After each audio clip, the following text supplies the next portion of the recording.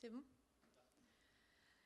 Eh bien, bienvenue à toutes les personnes qui sont présentes ici aujourd'hui et aussi à celles et ceux qui nous regardent en direct sur YouTube ou qui nous regarderont plus tard en différé. Donc, je suis Leslie Huin, je suis co-responsable du MOOC Piloprocess de l'IAE de Lyon et de l'Université Jean Moulin, donc qui traite du pilotage des organisations et des processus métiers. Et donc, dans le cadre de cette formation qui est ouverte à tous, on sollicite maintenant depuis 3 ans nos partenaires pour organiser cette journée conférence sur la thématique des processus métiers en lien avec des thématiques, des sujets qui sont d'actualité. Donc l'université vous accueille aujourd'hui pour 3 sessions thématiques. On va discuter cet après-midi de l'excellence opérationnelle et du process mining, et puis le sujet un peu chaud du moment de l'impact du RGPD sur les processus métiers. Mais pour l'heure, on va ouvrir cette journée avec la première session qui traite de l'approche processus au regard de la norme ISO 9001, mais plus largement au regard des normes qualité. Donc un sujet important pour tous ceux qui veulent mettre en place ce type de démarche normative dans leur organisation, et aussi pour ceux qui devaient se mettre en conformité suite à la sortie de la nouvelle version, puisque je crois que la deadline était il n'y a pas si longtemps que ça pour la V2015. Le 15 septembre. Septembre. Ah non, donc c'est encore quelques mois. Donc cette session sera animée par 3 intervenants qui vont vous amener progressivement à une meilleure compréhension de cette exigence et de sa mise en œuvre. Alors tout d'abord, Christophe Richard, ingénieur développement régional chez AFNOR, qui introduira la thématique en présentant notamment l'opportunité d'une démarche processus dans une organisation. Et puis Michel Raquin, qui n'est pas encore arrivé parce qu'il a eu un souci de train. Alors pourtant, il n'y a pas la grève aujourd'hui, c'est peu dire, mais il devrait arriver normalement pile poil pour son intervention, donc c'est le président du club des pilotes de processus. Et ils ont mis en place un groupe de travail qui a discuté de cette question sur un axe opérationnel et qui a produit un guide pour appréhender la mise en œuvre du management des processus avec méthodes, outils, dans le cadre des normes ISO. Un guide qui a d'ailleurs été revu il n'y a pas très longtemps pour s'adapter aux nouvelles exigences de la version 2015. Et enfin, donc Maxime Bérard, fondateur, consultant, formateur d'Acrome, qui nous proposera un retour d'expérience sur la mise en œuvre d'une telle démarche dans une start-up, en relevant en fait le défi d'allier les bénéfices de l'approche processus tout en gardant souplesse, agilité du travail en mode projet qui caractérise un peu ce type de structure. Voilà. Alors, petite précision, durant la session, vous aurez l'occasion d'interagir. Donc, si vous êtes présent ici, vous pourrez poser vos questions à nos intervenants.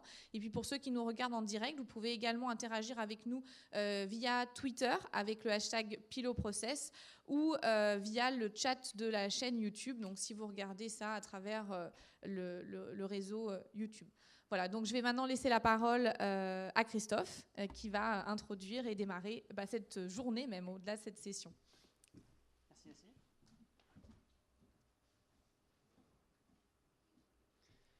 Merci beaucoup Leslie. Donc en effet, pour l'ISO 9001 version 2015, on parle évidemment de l'approche processus et on voulait un petit peu développer quelques éléments, donc la partie ISO 9001, puis après comment mettre en œuvre l'approche processus, donc avec le fascicule de documentation que Michel vous présentera, le retour d'expérience que Maxime vous présentera tout à l'heure, et puis aussi une petite partie sur manager par processus et par projet, un petit peu le lien entre le management par projet et le management par processus. Et enfin, on vous présentera aussi un outil, un référentiel pour comment évaluer la performance de vos processus. Donc tout d'abord et très rapidement, le groupe AFNOR et le management de la qualité. Le groupe AFNOR, c'est 4 business units principales, notamment la partie normalisation. On est évidemment l'opérateur central du système français de normalisation. Et on a notamment une commission de normalisation sur la partie qualité qui travaille entre autres sur les mises à jour de l'ISO 9001. On a aussi toute une partie AFNOR Édition qui est éditeur de solutions et de services d'information, avec notamment des ouvrages, les normes, mais aussi des outils, notamment des outils informatiques. On a la partie AFNOR Compétences, qui est notre organisme de formation, qui vous permet, si vous le souhaitez, de vous former aux différentes normes, mais aussi à tout ce qui est management, et notamment management de la qualité. Et enfin, AFNOR Certification, notre organisme de certification pour la certification des organismes, entreprises, organismes publics et autres, mais aussi la certification des personnes ou des produits avec différentes certifications comme l'ISO 9001, les labels et aussi les normes NF. On va rentrer un petit peu plus dans le sujet. Donc, qu'est-ce que l'approche processus? Alors, j'ai quand même voulu faire un petit rappel sur la partie théorique. Et tout d'abord, commencer par qu'est-ce qu'un processus? Alors, la définition de la norme, donc de l'ISO 9000, un processus, c'est un ensemble d'activités corrélées ou en interaction qui utilisent des éléments d'entrée pour produire un résultat escompté. Donc, c'est assez général. Et dans l'ISO 9001, on vous propose une représentation schématique de ce qu'est un processus avec notamment les éléments d'entrée, les éléments de sortie, l'activité ou en tout cas l'enchaînement des activités qui transforment donc ces éléments d'entrée en éléments de sortie. Je ne vais pas forcément aller beaucoup plus loin pour l'instant, mais vous verrez aussi dans pas mal d'ouvrages qu'il y a plusieurs définitions de qu'est-ce qu'un processus, plusieurs représentations différentes. Mais si on croise un petit peu toutes ces données, on peut se rendre compte que les principales caractéristiques d'un processus, c'est qu'il doit être transversal. Il doit faire appel à différents métiers pour permettre une bonne maîtrise des interfaces. Ensuite, c'est une organisation, une série d'activités qui consomme et qui fournit des données. Des données dans tous les sens. Ça peut être des produits, ça peut être des informations, ça peut être pas mal de choses différentes. Ensuite, ce processus, on a bien vu, il y a des données d'entrée, donc il est alimenté par des données qui transforment en nouvelles données, mais l'objectif, c'est vraiment de créer de la valeur ajoutée. Il ne faut surtout pas perdre ça en tête. L'objectif vraiment du processus, ce n'est pas seulement de transformer des données d'entrée en données de sortie, c'est surtout de créer de la valeur ajoutée.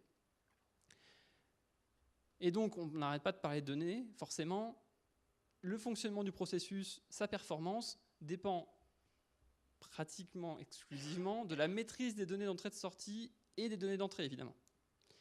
Et évidemment, ce processus interagit avec son environnement.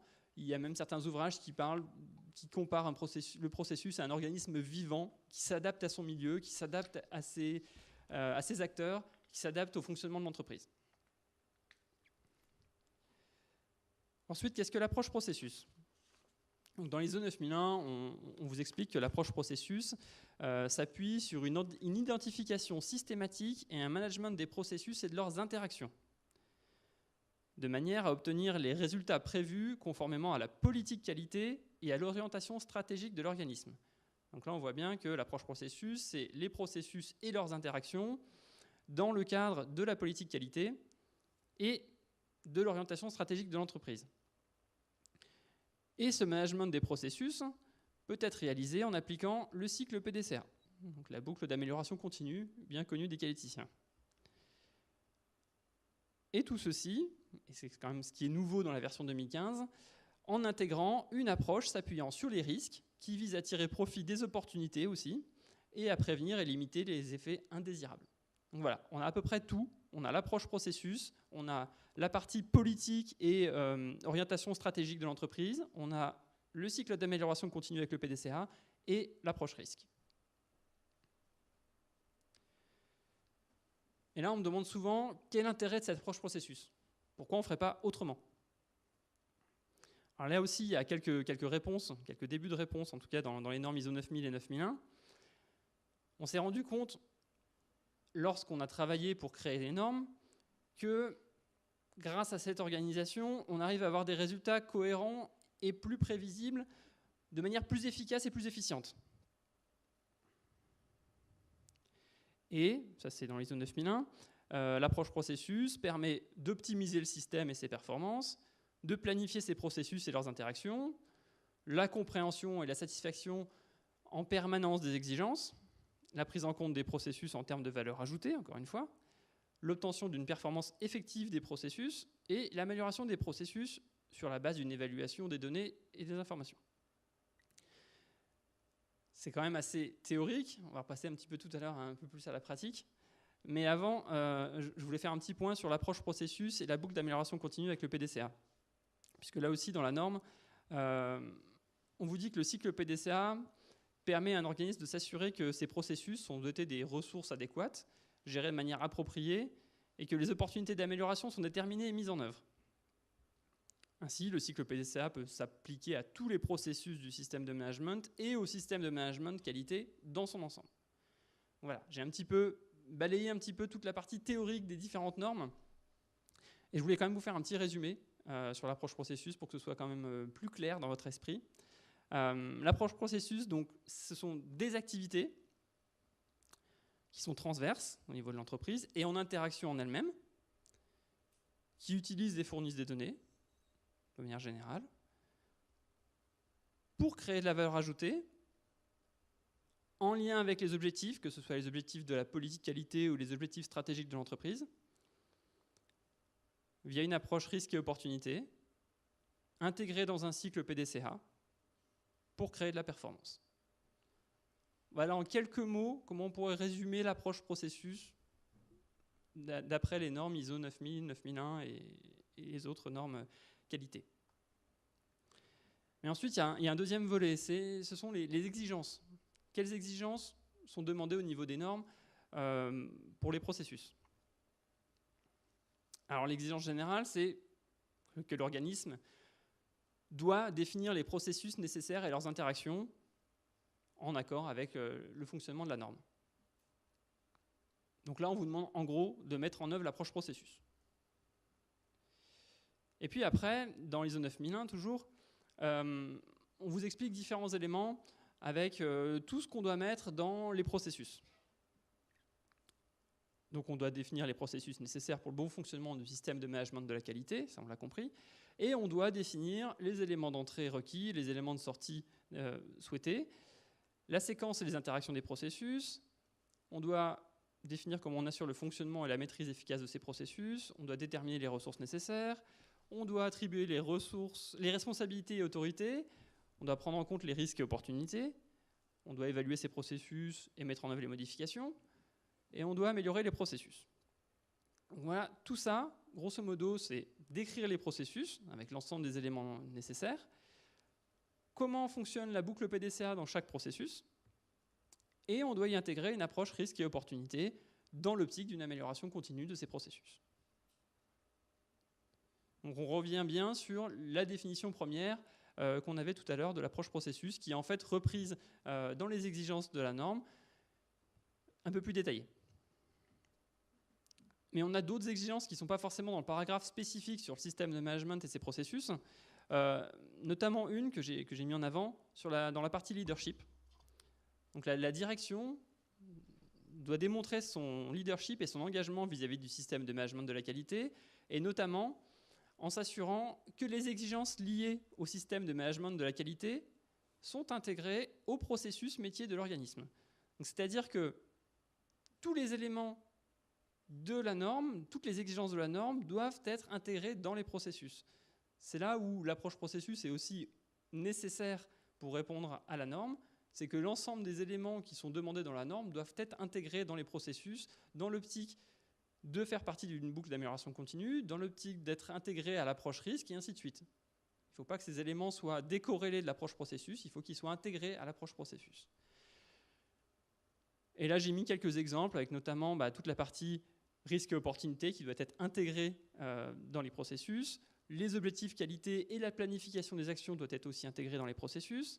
Il y a toute une partie sur les ressources, notamment les ressources humaines, les infrastructures, l'environnement de travail, les connaissances organisationnelles qui doivent être aussi intégrées dans les processus.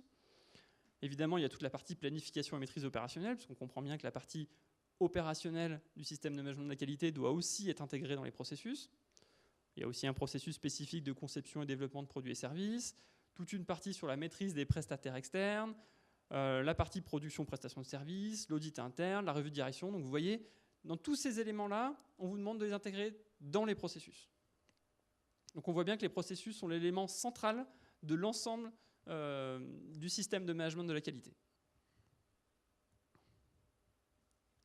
Donc pareil, pour résumer un petit peu plus les processus dans l'ISO 9001, il y a un certain principe d'efficacité qui est demandé. Le principe d'efficacité d'un processus implique une vision claire des résultats à atteindre. Donc il faut définir ces résultats, évidemment. D'où définir des objectifs.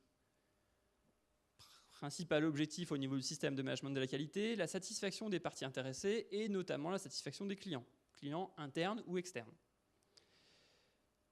On vous demande que ces objectifs soient quantifiés, car s'il y a une quantification, ça nous permet de mesurer les résultats. Sans mesure des résultats, difficile de parler d'amélioration. Ensuite, on vous demande à ce que le déroulement du processus soit maîtrisé, donc suivant l'analyse de risque, la gestion des non-conformités, donner des preuves par les informations documentées. Voilà. Tous ces éléments-là, c'est la maîtrise du processus. On vous demande aussi de détenir les informations nécessaires pour le bon fonctionnement du processus, en amont comme pendant le fonctionnement du processus. Il y a aussi toute une partie sur la partie pilotage par les risques et une partie planification aussi des processus. Un élément de surveillance est demandé aussi dans la norme, notamment pour collecter les informations nécessaires à son amélioration. Tout ça, encore une fois, pour créer de la performance, pour que votre système de management de la qualité soit efficace et efficient. Et enfin, un peu plus opérationnel, je vous l'avais annoncé tout à l'heure, pourquoi l'approche processus ? Donc on a identifié des résultats probants, notamment dans le fascicule de documentation que Michel vous développera un petit peu plus longuement tout à l'heure. On a identifié que l'approche processus permet une vision plus globale du système. Ça permet d'identifier et d'hiérarchiser les activités les plus contributives à l'apport de valeur ajoutée. Ça met en évidence les interactions et les corrélations entre les activités, ce qui est souvent l'élément faible, on va dire, des organisations. Ça permet l'optimisation des flux et des ressources. Et ça permet une meilleure maîtrise des activités externalisées.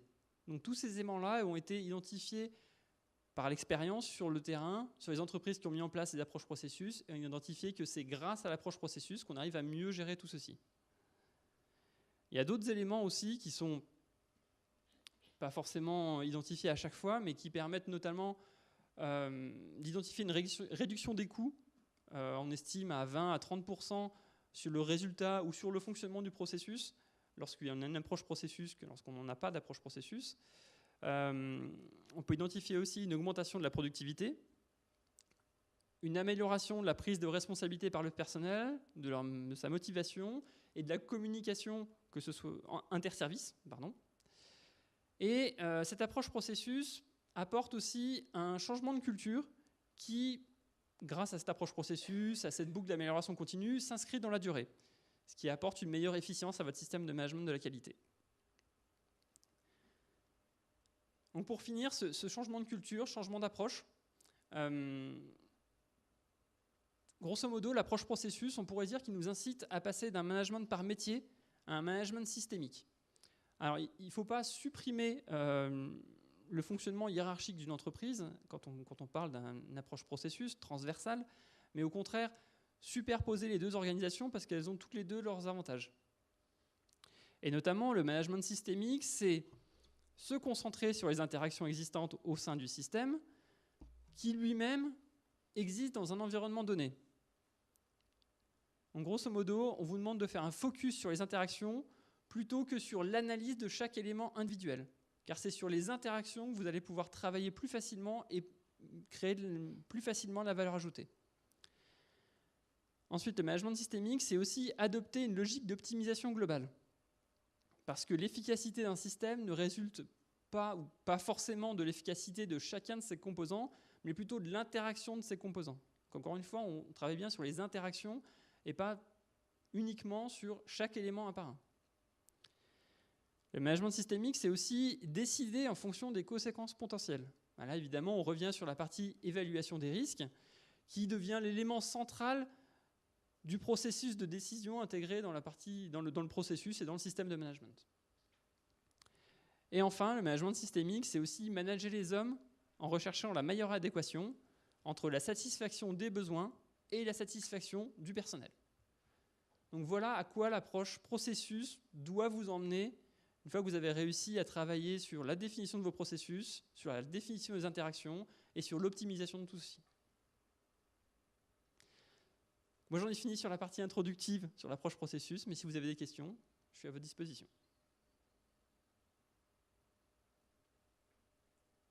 Des questions ?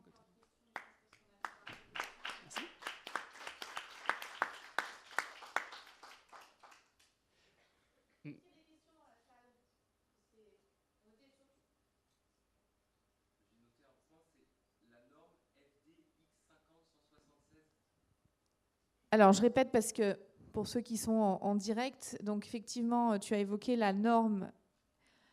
Vous l'avez noté, mais pas moi. Donc, FX 150. Alors justement, c'est le fascicule documentaire que Michel va vous présenter juste après. Donc on va peut-être laisser présenter Michel avant. Donc c'est un fascicule documentaire qui a été élaboré par le comité de normalisation français au niveau de la qualité pour justement définir un guide de mise en place du management des processus. Donc il est un peu une aide à la mise en place de l'approche processus qui est demandée dans l'ISO 9001.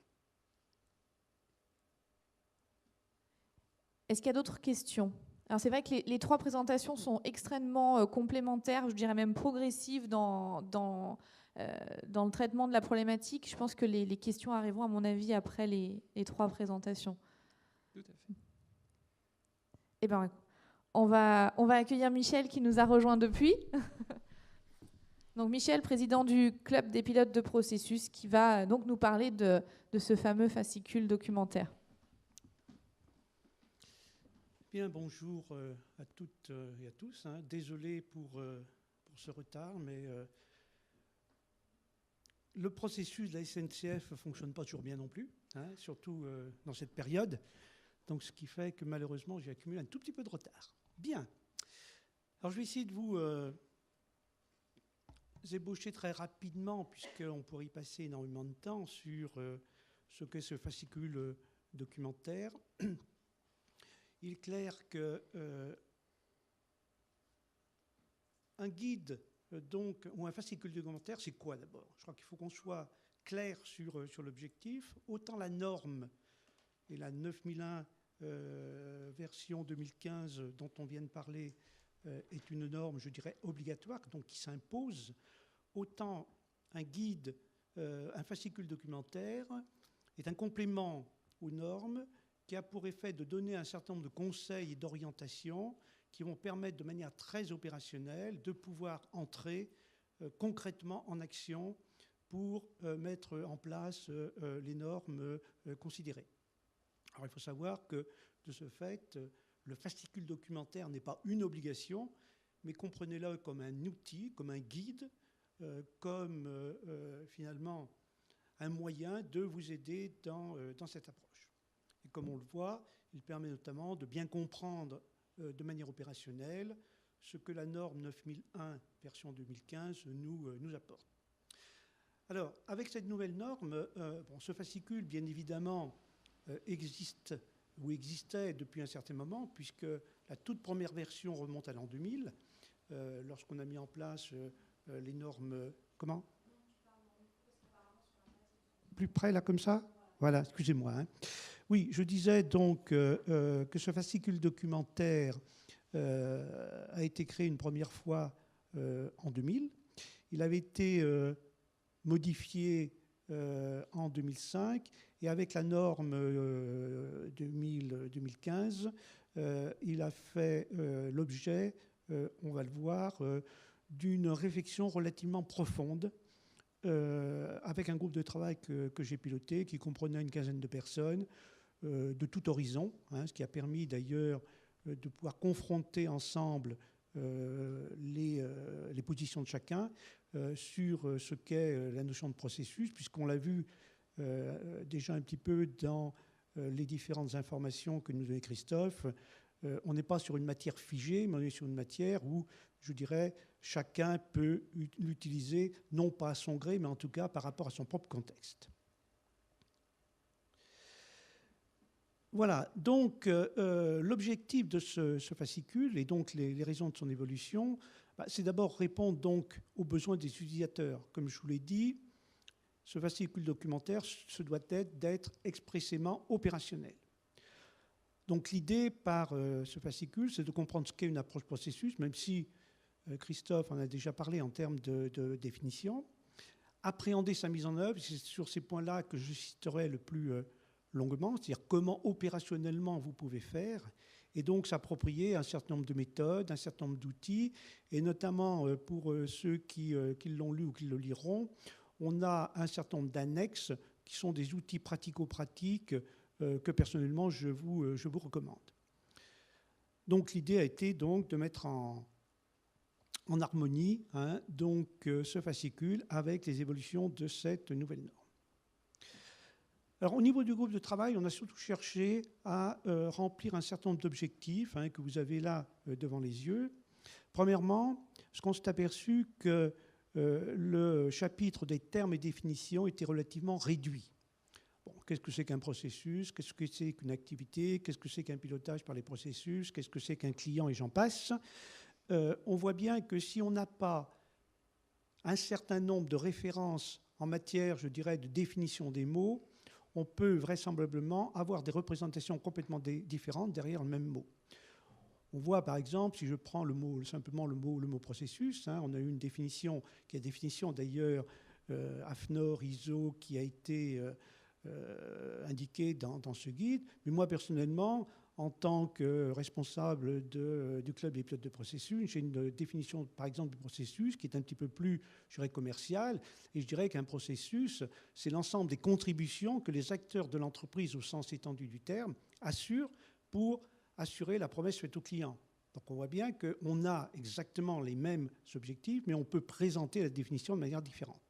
Donc ce qu'on a cherché à travers ce fascicule, c'est d'une part d'étoffer largement les termes et les définitions, de manière à ce que la compréhension du texte qui va suivre ensuite soit, je dirais, compréhensible par tout le monde. Deuxième point, se donner une claire définition de l'approche processus. Alors on en a déjà parlé, je vous en donnerai certainement une qui sera peut-être un tout petit peu différente de celle de Christophe. Ceci étant, il faut qu'on soit bien clair sur les termes à ce niveau-là. Et notamment, on a cherché à différencier ce que moi j'appelle piloter des processus ou manager par les processus. Cette petite différence sémantique a, de mon point de vue, une grande différence, tout au moins en termes d'action opérationnelle au sein des organisations. Et j'essaierai de vous montrer la différence que je fais entre les deux, c'est-à-dire d'une part piloter des processus ou manager par les processus. Et puis on a cherché, bien évidemment, à présenter de manière très opérationnelle chacune de ces démarches, comment je peux piloter les processus, comment je peux manager par les processus. Enfin, on offre un certain nombre d'annexes outillées, on les verra tout à l'heure, je ne m'appesantirai pas sur toutes les annexes, mais là, encore une fois, c'est autant de petits outils qui peuvent opérationnellement vous intéresser. Alors si je prends maintenant la structure pour vous donner un aperçu global de ce qu'est ce fascicule, vous avez un certain nombre donc de chapitres qui se déroulent de la manière suivante. Le domaine d'application, donc je ne reviendrai pas sur le domaine d'application, Christophe en a un petit peu parlé. Un certain nombre de références dites normatives, c'est-à-dire quelles sont les normes auxquelles le fascicule fait appel. Les termes et définitions, on a défini 28 termes, bon, ce qui n'est pas extraordinaire, mais ce qui est déjà pas mal pour avoir un dictionnaire de base qui peut intéresser l'ensemble des acteurs concernés. On a développé pas mal ce qu'on appelle l'approche processus. Qu'est-ce que c'est que piloter des processus? Qu'est-ce que c'est que manager par les processus? Et enfin, un certain nombre d'annexes très opérationnelles, encore une fois. Voilà. Alors, 3 points qui me paraissent essentiels à ce niveau-là. Ce que j'appelle personnellement l'approche processus, mais qui va rejoindre d'une manière, je dirais, assez précise ce que Christophe indiquait. Une approche processus, pour moi, c'est une manière d'appréhender et de faire évoluer le fonctionnement d'un organisme. Donc le mot organisme est employé au sens générique du terme. Dans tous les documents AFNOR, on parle toujours d'organisme, que ce soit pour une entreprise, pour une association, pour une administration. Donc c'est un terme générique qu'il faut avoir en tête. Donc on voit que c'est faire évoluer donc, le fonctionnement d'un organisme à travers une vision orientée client par la mise en place et le pilotage de ces processus. Je crois qu'il y a des points essentiels à retenir. Une approche processus, elle est essentiellement orientée client, mais client au sens générique du terme. Le client n'est pas que le client business. Quand vous êtes dans une organisation quelconque, dans un organisme quelconque, quand vous êtes manager, vous pouvez être client des RH, par exemple, pour pouvoir couvrir un poste de travail. Donc il faut prendre le mot client comme étant finalement le bénéficiaire de la prestation. Et donc cette orientation client, donc une orientation, je dirais, transversale, une manière de regarder l'entreprise de manière transversale par rapport, encore une fois, au vertical des fonctions, s'appuie bien évidemment sur la connaissance des chaînes de valeur et donc la connaissance des processus. Alors je voudrais revenir quand même sur un petit point, parce qu'on va me dire, mais finalement, pourquoi aujourd'hui s'intéresser au processus, hein? Pourquoi aujourd'hui parler d'approche processus, alors que finalement, les processus préexistent dans les organismes depuis belle lurette, hein? Depuis que l'ère industrielle a fait qu'on avait des manufactures, on avait des processus. Bon. Je crois que pour ma part, quand je regarde un petit peu le contexte d'aujourd'hui, il y a une raison essentielle qui fait qu'on a intérêt à s'intéresser au processus. C'est un grand paradoxe qu'on observe dans beaucoup d'entreprises. On a d'une part des clients dont l'exigence qualitative est au sens global du terme, hein. La qualité n'est pas seulement le sans faute, mais ça peut être une notion de durée, c'est-à-dire avoir immédiatement le produit.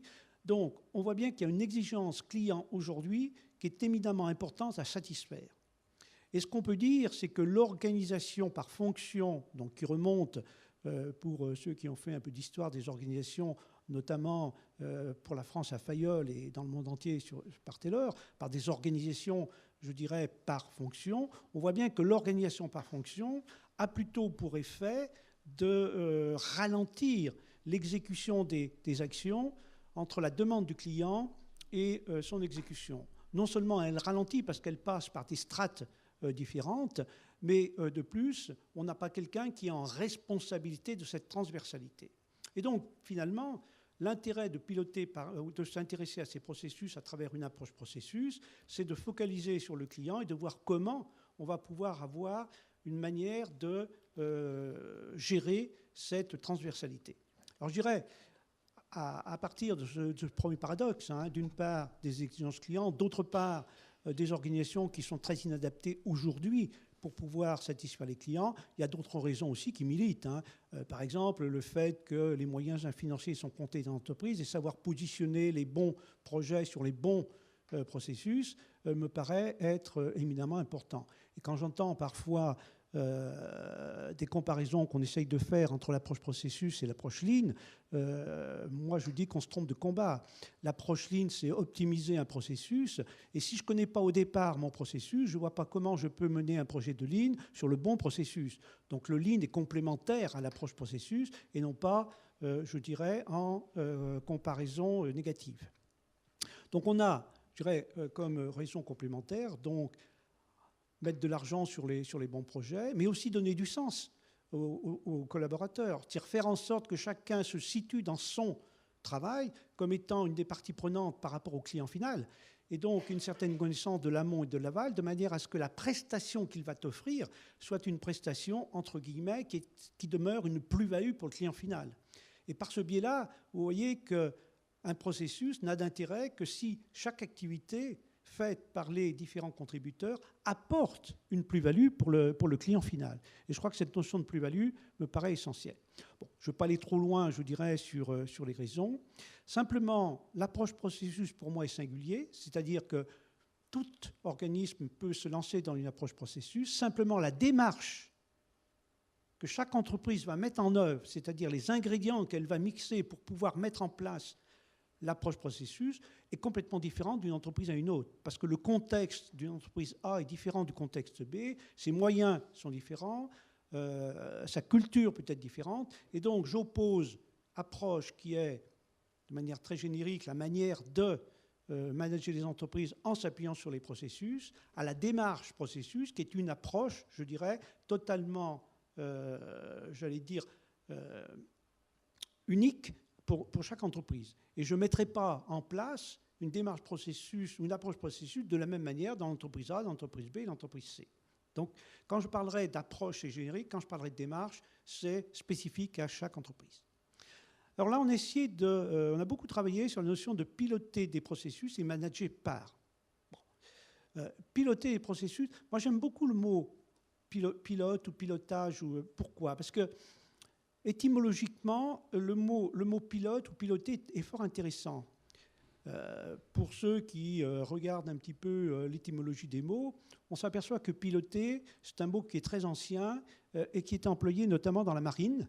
Hein, et l'idée de piloter, c'était la personne qui connaissait le port prenait les commandes du bateau pour faire en sorte qu'il entre le bateau dans le port sans s'échouer sur les rochers ou sur les bancs de sable. Donc on voit bien que la notion de piloter est une notion de conducteur.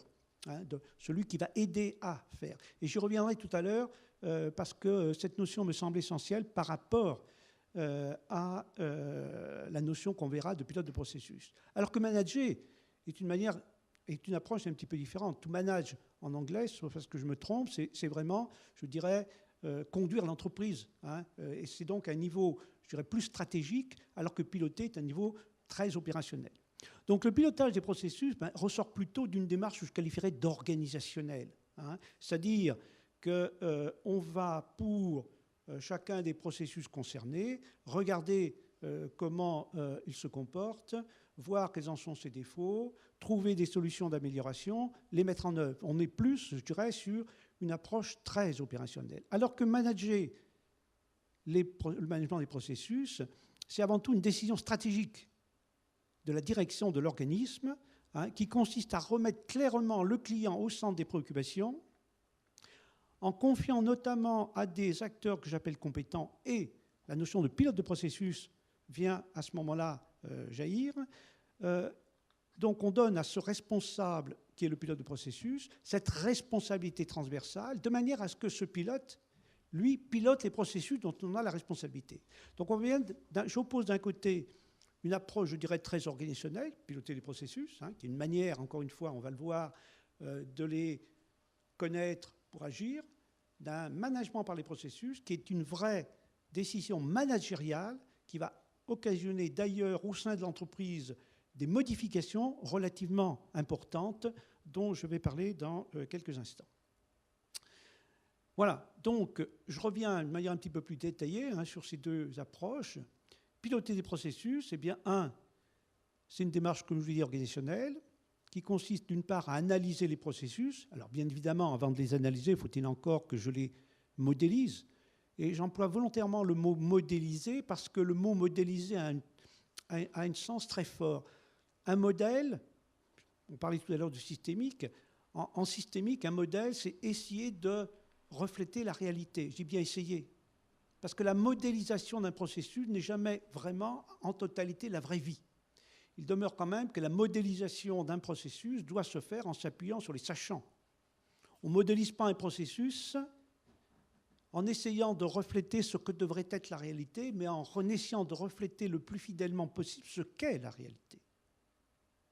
Et je me méfie des entreprises ou des organismes qui cherchent à modéliser les processus en s'appuyant sur les modes opératoires, les procédures existantes. Parce que vous savez très bien que, dans bon nombre de cas, il y a des déviances par rapport à l'écrit. Donc, c'est analyser, une fois que le processus est modélisé, on l'analyse. On analyse au sens de dire quels sont ses défauts, quelles sont ses qualités, et par rapport à des objectifs à atteindre, quelles vont être les actions que l'on va conduire pour ensuite soit les réguler, soit les améliorer, soit les transformer. Je fais de la systémique à ce niveau-là. Hein. Quand j'ai un processus, parce qu'en somme, un processus, c'est un système. Hein. Je ne vais pas trop développer la comparaison, mais si on entrait dans tous les concepts de ce qu'est un système, on s'aperçoit qu'un processus correspond à tous les critères d'un système. Et notamment, on voit bien que si le processus, par rapport à son objectif, a commencé un tout petit peu à dériver, eh qu'est-ce qu'on va entreprendre? On va entreprendre des régulations. Hein. Des régulations, qu'elles soient en régulation négative ou en régulation positive. Donc, réguler, améliorer ou transformer, puis ensuite on les conduit, on atteint un résultat. Alors, par contre, manager par les processus, comme je vous l'ai dit, on est plus d'abord sur une volonté de la direction générale de se lancer dans une manière de manager l'entreprise, d'une manière un peu différente de ce qu'elle est actuellement. Et donc, ça demande une application forte de la direction générale. Et quand je dis une application forte, je pèse mes mots. Parce que si vous avez un DG qui vous dit on va faire du pilotage par les processus au sein de l'entreprise, on va manager par les processus, et puis que lui-même n'est pas très convaincu, n'y allez pas. D'autre part, ce n'est pas fait pour des DG pressés qui veulent, à un certain moment, crac, faire un coup pour montrer qu'ils sont très bons. Hein. Il faut de la patience. Hein. Pour ceux qui font du jogging, c'est un marathon, hein, ce n'est pas un 100 mètres, hein, le management par les processus. Donc il faut que vous ayez un manager qui ait vraiment envie d'y aller et qui va notamment, tout à l'heure on parlait de culture, mais qui va notamment aussi être là pour pouvoir instiller une nouvelle culture au sein de l'entreprise, qui va pouvoir aussi, vis-à-vis de tout son râteau hiérarchique, les sensibiliser pour leur dire « c'est vraiment ce que je veux faire ». Et je vous assure, pour avoir moi-même rencontré des dirigeants qui s'intéressent beaucoup au management par les processus, c'est vraiment des managers qui sont, dont les processus sont chevillés au corps. Je peux vous citer des exemples pour en avoir interrogé 25. Donc, un engagement de la direction générale. 2, il faut nommer des pilotes de processus. C'est normal, si on veut gérer la transversalité, il faut qu'on ait des personnes qui en soient en responsabilité. Parce que c'est bien beau de dire, j'ai des processus, s'il n'y a pas quelqu'un qui en est responsable, je ne vois pas comment on va pouvoir assurer une meilleure transversalité et donc, au final, un meilleur service aux clients. On va être obligé d'apporter des évolutions organisationnelles au sein de l'entreprise, ne serait-ce qu'en termes de modalités de fonctionnement. Si j'introduis dans le fonctionnement des pilotes de processus qui ont certes une vocation fonctionnelle, hein, c'est-à-dire coordonner l'ensemble des contributeurs qui sont concernés par les processus dont il a la responsabilité, le pilote de processus va forcément se coltiner les responsables hiérarchiques. Et donc, on voit bien qu'il va falloir mettre en place les modalités de fonctionnement entre, d'une part, les pilotes de processus et, d'autre part, les hiérarchiques. Et comment faire en sorte que les uns et les autres jouent la partie de la manière la plus optimum possible. Comment faire en sorte que les uns et les autres puissent faire en sorte que les objectifs stratégiques du pilote de processus et les objectifs stratégiques des hiérarchiques soient coordonnés pour essayer de trouver le meilleur compromis pour l'entreprise. Donc on voit bien que là, il y a des modalités de fonctionnement qui sont à mettre en place. Il va falloir définir aussi une gouvernance processus. Quelles sont toutes les instances qu'on mettra en place, aussi bien pour réguler, optimiser les processus que pour les transformer. Pourquoi? Parce qu'on voit bien que le management par les processus, c'est faire en sorte que le pilote de processus rende de manière complètement opérationnelle les axes stratégiques de l'entreprise. Je dirais que le pilote de processus est un traducteur opérationnel des axes stratégiques de l'entreprise. Et puis, bien évidemment, au-delà d'un outillage, au-delà d'une méthodologie, on ne va pas trop entrer dans ces aspects pour décrire, pour piloter les processus, vous avez aussi tout un système à mettre en place de pérennisation de la mise en place. Parce que c'est bien gentil de dire, je mets en place un pilotage par les processus, je nomme le pilote, et puis après, Inch'Allah, on fait autre chose. Non. Quand vous avez mis le petit doigt dans un management par les processus, vous êtes obligé d'avoir en permanence une personne dont la responsabilité va être de pérenniser tout le processus qui a été mis en place. Pourquoi? Tout simplement parce que l'organisme est un organisme vivant qui, en confrontation avec son environnement, doit évoluer. Et donc, votre dispositif de management par les processus est sujet, lui aussi, à évolution. Et je sais très bien aujourd'hui qu'on est dans un monde où les évolutions sont quand même éminemment rapides.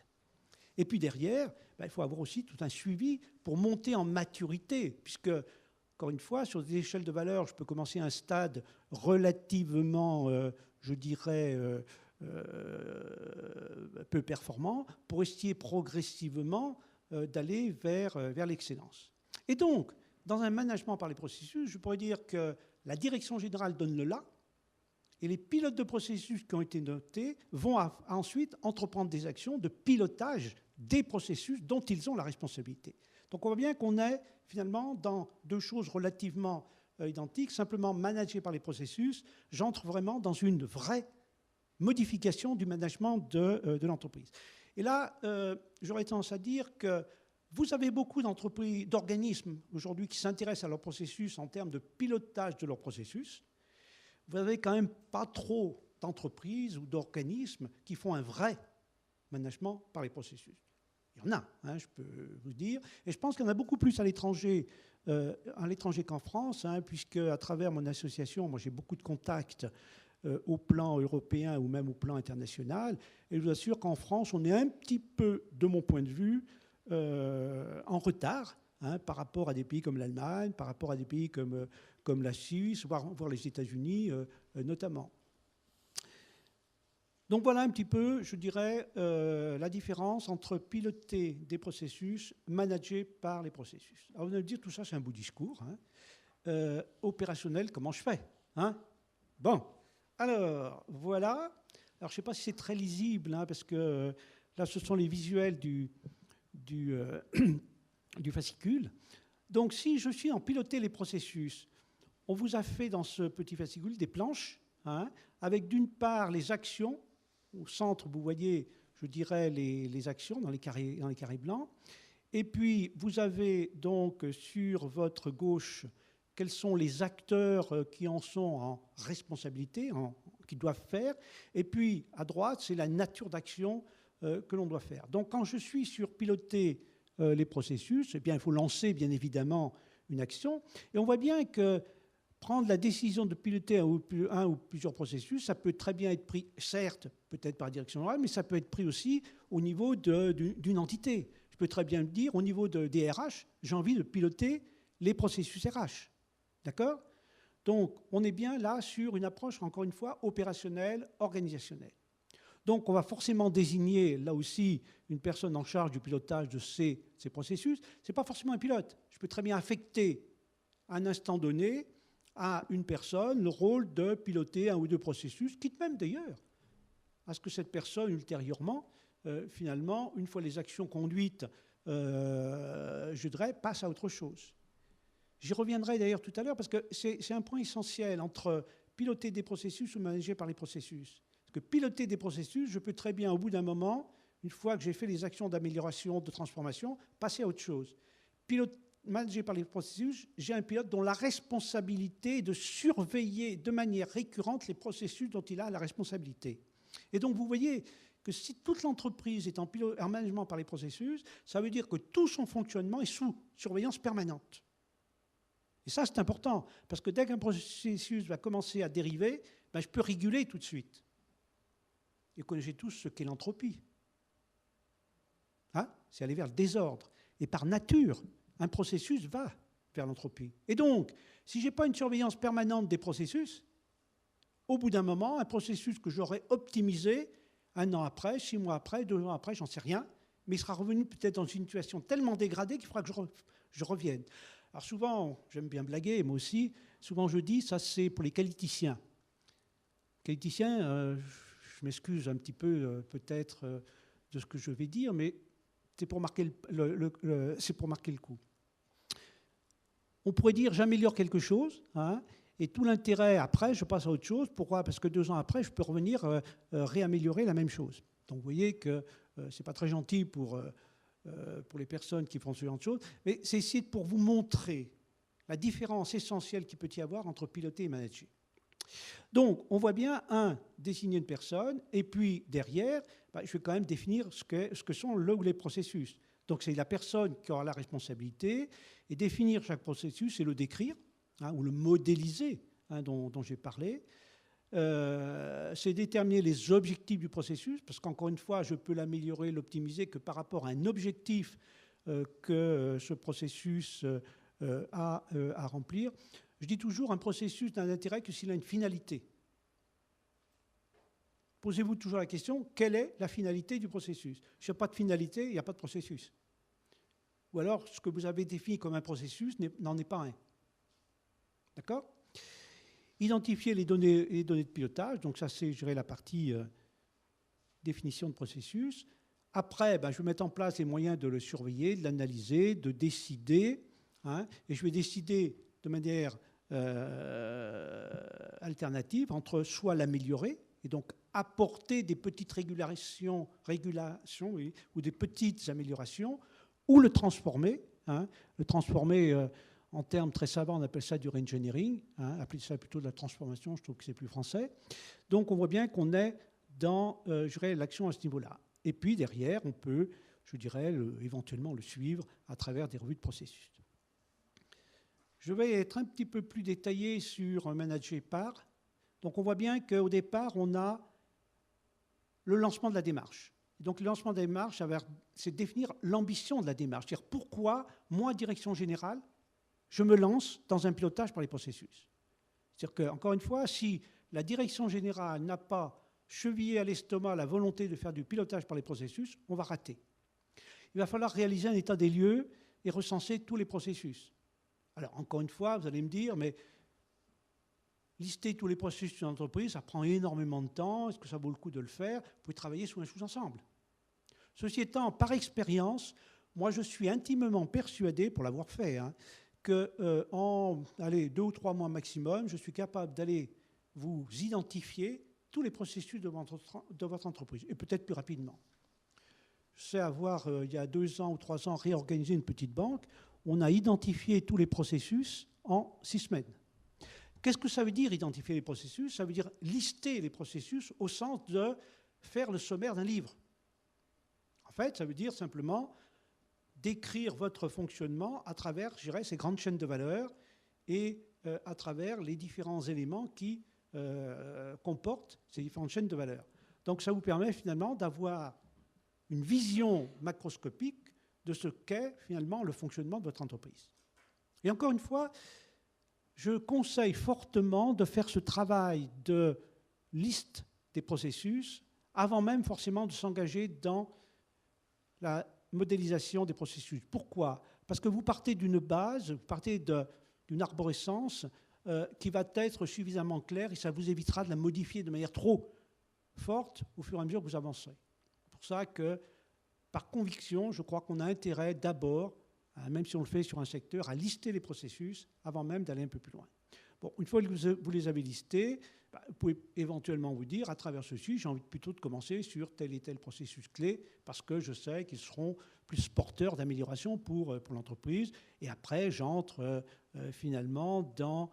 je vais organiser, bien évidemment, mon projet de mise en œuvre, décider de la mise en place de la démarche. On voit bien que là, je serai plus dans une approche très instrumentale, différents outils.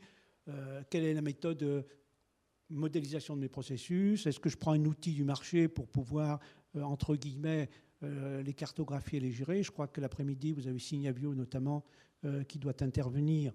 Et pour bien les connaître, ils vous présenteront sûrement des outils, ou ils présenteront sûrement des outils de modélisation de processus. Je ne vais pas entrer dans le détail.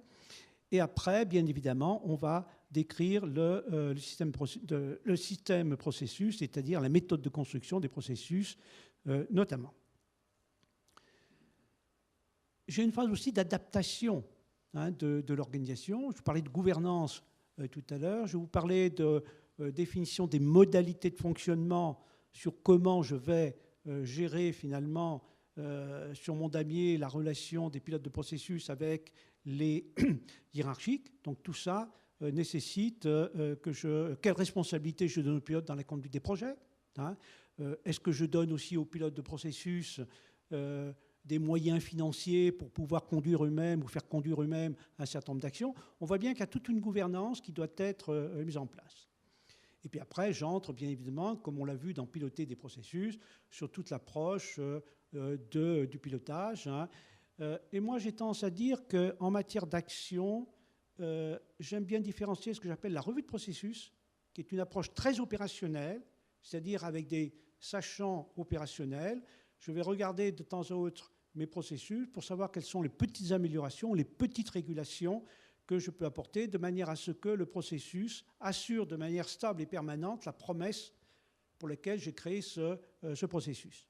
Par contre, pour pouvoir, je dirais, faire en sorte que le processus apporte quelque chose de nouveau, souvent on parle de paradigme nouveau, donc par exemple, si une prestation que je livre en 5 jours, comment faire en sorte que je livre cette même prestation non plus en 5 mais en 3 jours? Il va falloir que je reconstruise mon processus. Donc j'entre dans ce que j'appellerais une transformation du processus qui va nécessiter vraisemblablement la conduite d'un projet relativement important. Et là, j'aime bien entrer toutes ces actions que je prévois dans ce que j'appellerais un plan d'action stratégique processus que je fais établir une fois par an et que je fais valider par la direction générale, de manière à ce que, justement, derrière les pilotes de processus, fort de l'acquis ou de l'intérêt de la direction générale pour que ces projets aient existence, puisse ensuite mettre en place ces différents projets. Donc vous voyez, par ce biais-là, je relis bien aussi ce que je vous disais, les axes stratégiques de l'entreprise et les actions opérationnelles des pilotes de processus. Voilà, donc on ne va pas très s'appesantir là-dessus. Alors, au niveau des annexes, je ne pense pas que j'ai encore un petit peu de temps, vous avez la liste là des différentes annexes qui sont en fin de fascicule documentaire. Exemple d'une carte processus, une carte au sens macroscopique du terme. Description d'un processus. Là, je viendrai parce que je crois que c'est intéressant de vous proposer ce que peut être une fiche processus. Quand je fais du pilotage de processus ou de management processus, je peux être amené à faire la même carte. Encore une fois, toutes les informations dont je vais vous donner en exemple ne sont pas forcément toutes les informations à prendre en compte. Mais ça peut vous aider, on le verra, de manière très opérationnelle. Indicateurs et tableaux de bord. Je crois que tout à l'heure, on le disait, si je veux bien piloter mes processus, j'ai quand même intérêt, d'une part, à définir quels sont mes indicateurs. Alors attention, quels sont les bons indicateurs? Posez-vous la finalité du processus. Et on fixe les indicateurs non pas pour avoir des bardées d'informations, mais pour essayer de s'assurer de la bonne finalité du processus. Et quels sont dans mon processus les 2 ou 3 points qui sont sensibles par rapport à la finalité du processus. Si j'ai un impératif de qualité de délai pour un processus, je vais mettre en place des indicateurs qui vont me permettre de mesurer ce que j'appelle le délai d'écoulement pour la durée ou les taux d'incident pour la qualité. Mais ne pas chercher à avoir, comme on le voit souvent dans beaucoup d'organismes, des tas de tableaux de bord qui ne servent à rien, si ce n'est à se faire plaisir. Donc, quels sont les indicateurs et tableaux de bord? Et donc, par là même aussi, attention, faire du quantitatif, même si le quantitatif peut avoir un certain intérêt, mais je pense que si on veut, fixer un objectif, mesurer son atteinte ou apporter après des corrections, il faut faire du quanti. Ça me paraît important. Comment on conduit une revue de processus? Là, vous en aurez toutes les saveurs. Comment on peut mettre en place un plan d'action stratégique processus? Les éléments pour choisir un pilote de processus. Donc, on a essayé de donner un certain nombre d'informations. Moi, j'ai, sur ce thème-là, des idées, je dirais, assez concrètes, pour ne pas dire claires sur le sujet. J'aime qu'un pilote de processus soit quelqu'un d'assez haut placé dans la hiérarchie, c'est-à-dire des N-1, N-2 par rapport à la direction générale, tout simplement parce que je veux qu'il ait un dialogue d'égal à égal avec les responsables hiérarchiques. Alors après, je sais que souvent on met parfois des pilotes de processus de bas niveau, mais comment peut-il interagir efficacement? Je suis désolé, on est comme ça encore en France. Si on n'est pas dans des relations de pair à pair, on a une certaine difficulté à bien fonctionner. Donc essayez plutôt de voir comment je peux prendre des pilotes de processus qui soient plutôt des personnes très haut dans la hiérarchie. Et attention, surtout pas quelqu'un qui est dans un placard et qu'on a envie de ressortir. Ça, c'est dramatique. Donc, un exemple de méthode d'évaluation de la maturité d'un processus. Je crois qu'on va en parler aussi. On va parler de repos, non? Oui, donc je ne vais pas vous dévoiler repos. Simplement, au sein du club des pilotes de processus, on a mis en place un outil qui permet de mesurer la maturité des entreprises engagées en pilotage par les processus.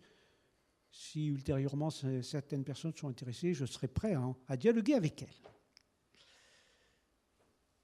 Voilà, alors, un exemple, encore une fois, c'est un exemple. Vous avez là quelques éléments de ce que peut être une fiche processus. Alors, bien évidemment, tout ça, vous le voyez comme ça, mais on peut tout à fait, je dirais, l'automatiser dans le cadre d'un référentiel de processus. Je reviendrai sur la notion de référentiel. Bon, quel est son nom du processus? Verbe, complément d'objet direct, pas plus. Vous avez un exemple là. Cuisiner, servir un repas. Verbe, complément d'objet direct. On ne va pas loin en grammaire. On appelle ça, je crois, aujourd'hui un prédicat, si je ne me trompe pas. Non? Finalité du processus. Alors, j'ai pris un exemple. Vous voyez, cuisiner et servir un repas. La finalité, c'est servir aux clients du restaurant des repas gastronomiques. Oui, ce que je m'étais mis dans le cadre d'un restaurant gastronomique. Si j'avais été dans le cas d'un self-service, je n'aurais sûrement pas la même finalité au processus. Donc, on voit bien que la finalité est importante par rapport aussi au contexte de l'organisme. Quel est le pilote ou le responsable? Parce que souvent, on parle de responsable de processus, process owner aux États-Unis ou dans les pays anglo-saxons. Moi, je n'aime pas le mot responsable, parce que responsable, ça veut dire quoi? Il n'est pas responsable du processus. Il est en responsabilité, ce qui est différent. Il pilote. Donc son rôle, c'est de coordonner. Encore une fois, c'est celui qui va aider à amener le processus à bon port. Excusez-moi. Quels sont les acteurs internes du processus? C'est-à-dire tous ceux qui peuvent être, je dirais, intéressés et qui interagissent dans le processus. Les clients du processus, alors bien évidemment les clients, vous avez toujours le client final, mais dans tout processus, vous avez aussi ce que j'appellerais d'autres clients possibles. On parle dans la norme des parties prenantes.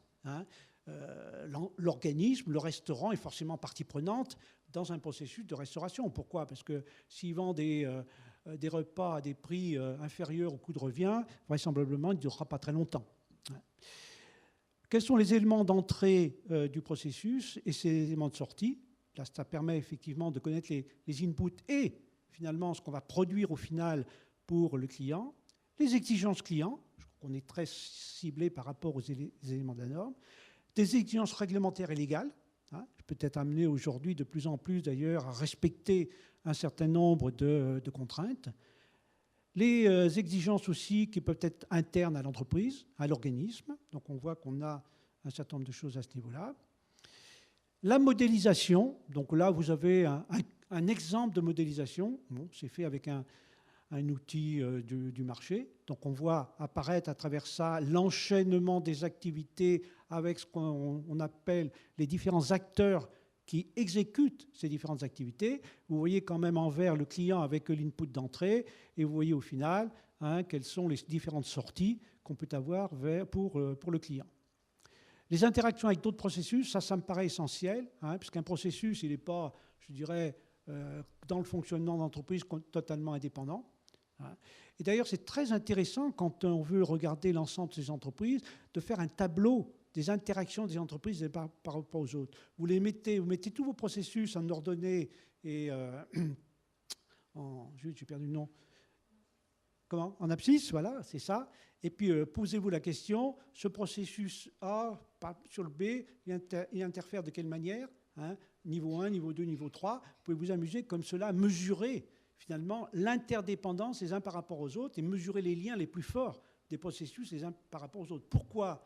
Parce que tout à l'heure, on parlait de systémique. C'est-à-dire que si je modifie un processus qui interagit beaucoup sur d'autres processus, il va falloir que je me soucie des autres processus. Parce que je peux très bien améliorer fortement mon processus A, mais si derrière, par interaction, il va dégrader le B, le C et le D, j'aurais peut-être pas bien travaillé. Donc se poser cette question des interactions. C'est la raison pour laquelle vous avez intérêt donc à connaître finalement les interactions avec les autres processus. Quels sont les objectifs en lien avec la politique qualité? Les méthodes de mesure et de surveillance, là on entre dans, je dirais, les différents indicateurs, les ressources nécessaires, les risques identifiés, l'enregistrement des actions attestant de l'amélioration. Donc on voit qu'on a là un certain nombre, je dirais, d'éléments qui peuvent faire l'objet d'informations. Attention, c'est bien beau d'avoir beaucoup d'éléments sur chacun des processus, encore faut-il être capable de les mettre à jour. Ne prenez ou ne acquérez des éléments que si vous les estimez pertinents. Et derrière, vous avez intérêt à faire en sorte que tous ces éléments-là soient entrés dans une base de données, dans un référentiel de processus qui servent à l'ensemble des fonctions d'entreprise. Méfiez-vous. Moi, j'ai vu beaucoup trop d'entreprises où il y avait le référentiel des processus au contrôle interne, vous en avez un au contrôle de gestion, il y en avait un au domaine de l'organisation, il y en avait un quatrième je ne sais où, et on passait son temps à dire « Attends, mon référentiel de processus est nettement mieux que le tien et on va faire nos travaux par rapport au mien. » C'est vachement productif tout ça. Je milite pour un référentiel de processus qui soit unique, de manière à ce que toutes les fonctions de l'entreprise s'en servent et parlent et travaillent à partir d'un même référentiel. Voilà, bon, eh bien, un petit mot de conclusion. Attention, l'approche processus est un moyen de piloter un organisme à tous les niveaux et d'orienter l'ensemble des acteurs sur les résultats de leur activité au regard des attentes de leurs clients. C'est un moyen et non pas une fin en soi. Tout à l'heure, on indiquait que c'était un bon moyen pour être performant, au sens de remplir les objectifs de l'entreprise. Mais attention, peut-être que dans 10 ans, l'approche processus n'aura plus aucun intérêt, parce qu'on aura un contexte externe qui nécessitera qu'on se préoccupe d'autres choses. Donc aujourd'hui, je crois que c'est pertinent, mais n'en faites pas une fin en soi. Donc n'hésitez pas, moi je n'ai pas d'action chez AFNOR, ceci étant, ce petit fascicule n'est pas inintéressant, c'est 70 pages à peu près, donc ça peut, si ça vous intéresse, vous aider dans la conduite de vos actions et surtout à puiser à travers ça ce que vous avez intérêt à faire au sein de votre entreprise. Parce que, encore une fois, un fascicule documentaire doit pouvoir être utile pour n'importe quel type d'organisme, aussi bien la PME que la grande entreprise à 100 000 personnes. Et par expérience, moi je sais qu'il y a 3 ans, j'ai travaillé avec une petite entreprise de 15 personnes qui était intéressée pour identifier ces processus, tout simplement parce que l'agent A ne savait pas trop ce que faisait le B ou le C. Et donc, personne n'avait une finalité de l'ensemble des actions conduites par les uns et par les autres. Voilà, je ne sais pas si je vous ai convaincu, mais on peut passer à quelques questions. Merci Michel.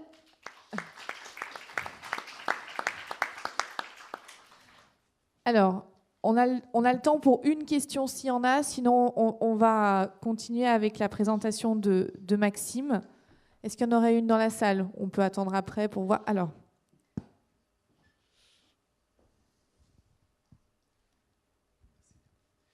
Merci. Juste rapidement pour revenir en fait sur l'opposition, ou en tout cas entre pilotage des processus et management des processus, je m'interrogeais, est-ce qu'il est correct finalement de penser que ça correspond aussi à une évolution naturelle des organisations et à un gain de maturité, au sens où finalement on a des choses qui sont très verticalisées, on peut avoir à titre d'exemple ou de test un pilotage de processus sur tel et tel item et qui permet finalement de pouvoir évangéliser, entre guillemets, et proposer une solution de management par les processus. Très pertinent ce que vous dites. Très pertinent Michel, juste, Michel, tu as un puits de science, donc il peut développer cette question pendant à peu près une demi-heure. Donc en quelques phrases, parce qu'il va falloir qu'on tienne le timing ensuite avec la présentation de Maxime. Non, mais je trouve que la question est très pertinente, parce que c'est vrai que piloter des processus, ça permet de se faire les dents. D'accord ? Et après, on peut aller plus loin. Moi, j'ai vécu dans l'entreprise où j'étais, parce que j'ai mis en place un management par les processus. Mais j'ai attendu 8 ans qu'un DG soit d'accord. Donc pendant 8 ans, on a fait du pilotage de processus. Et puis un jour, c'est mûr. Alors il n'y a pas besoin de secouer l'arbre, le fruit est tombé tout seul. Et c'est aussi un moyen, entre guillemets, de crédibiliser la démarche.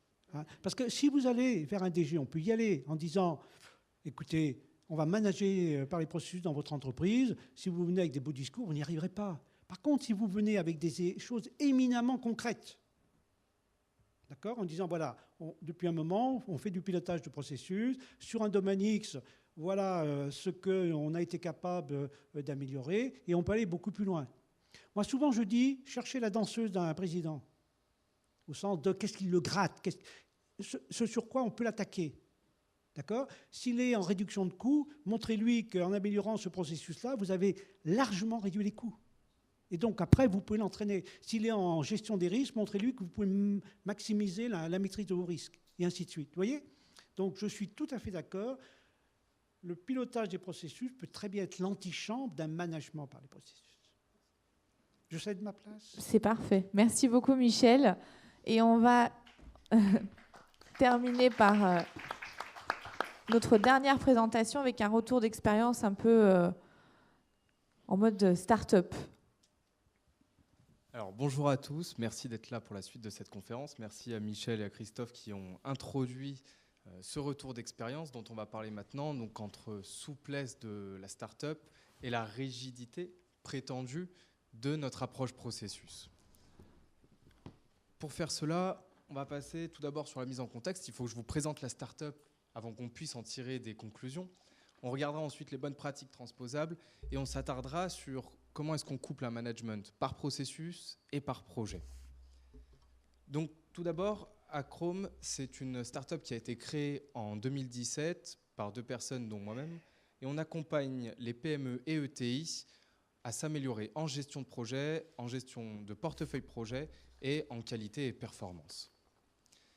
Ce qu'il faut dire, ce qu'il faut rappeler par rapport à tout ce qui a été dit, c'est que lorsqu'on a commencé à mettre ça en place, on est parti d'une feuille blanche. Et c'est bien plus facile de partir d'une feuille blanche que de faire changer une grosse organisation, que d'emmener plusieurs dizaines, voire centaines de personnes derrière soi. Pour introduire cette partie de conférence, il faut qu'on parle un petit peu d'agilité organisationnelle. Donc, pour parler d'agilité organisationnelle, il faut revenir en 1945. De 1945 à 1975, on a eu ce qu'on a appelé les 30 glorieuses. Les 30 glorieuses, les entreprises faisaient de la marge par les volumes. Ensuite, premier choc pétrolier, de 1975 à 1995, on faisait de la marge par les volumes et également par un aspect différenciant. Il fallait se différencier. La concurrence commençait à arriver de manière exacerbée.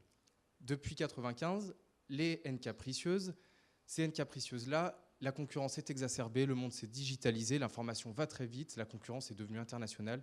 Il faut trouver des nouvelles méthodes, des nouveaux moyens d'innover plus vite, d'aller plus vite et d'être plus souple dans l'organisation pour répondre à son écosystème.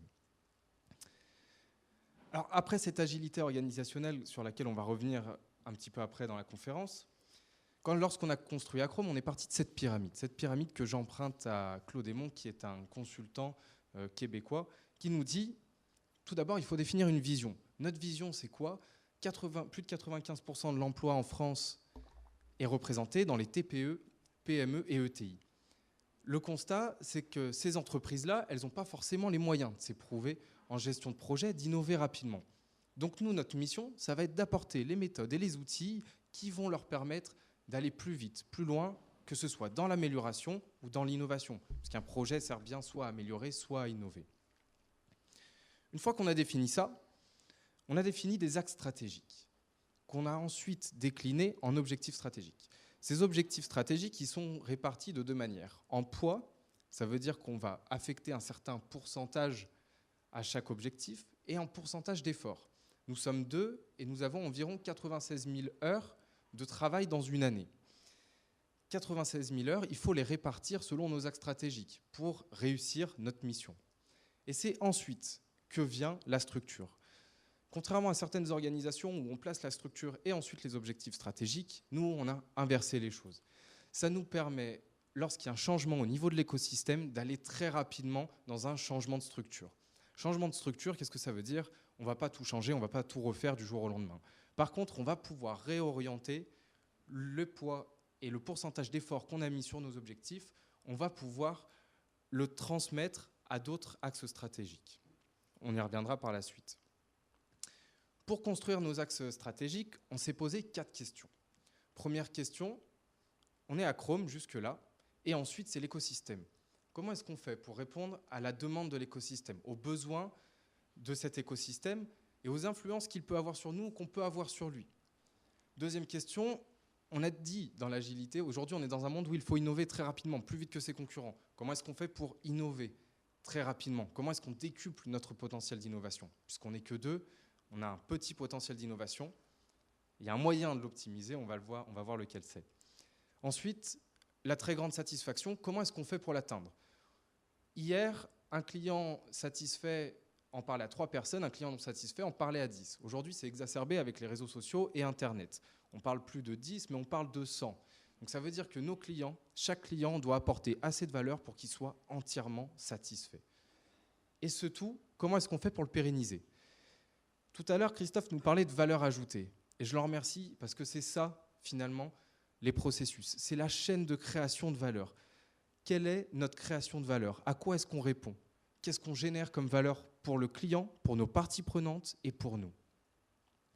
Pour répondre à ça, on a défini 4 axes stratégiques. Les parties prenantes, l'innovation, le management et pour finir, l'excellence. On ne s'est pas trop embêté, du moins on a essayé d'être cohérent et on s'est dit, ces axes stratégiques-là, on va en faire nos processus. Qu'est-ce que ça implique? Ça veut dire qu'on ne va plus regarder les processus par rapport à des métiers, mais on va le regarder par rapport à une création de valeur, ce processus. Et c'est là que ça devient très intéressant.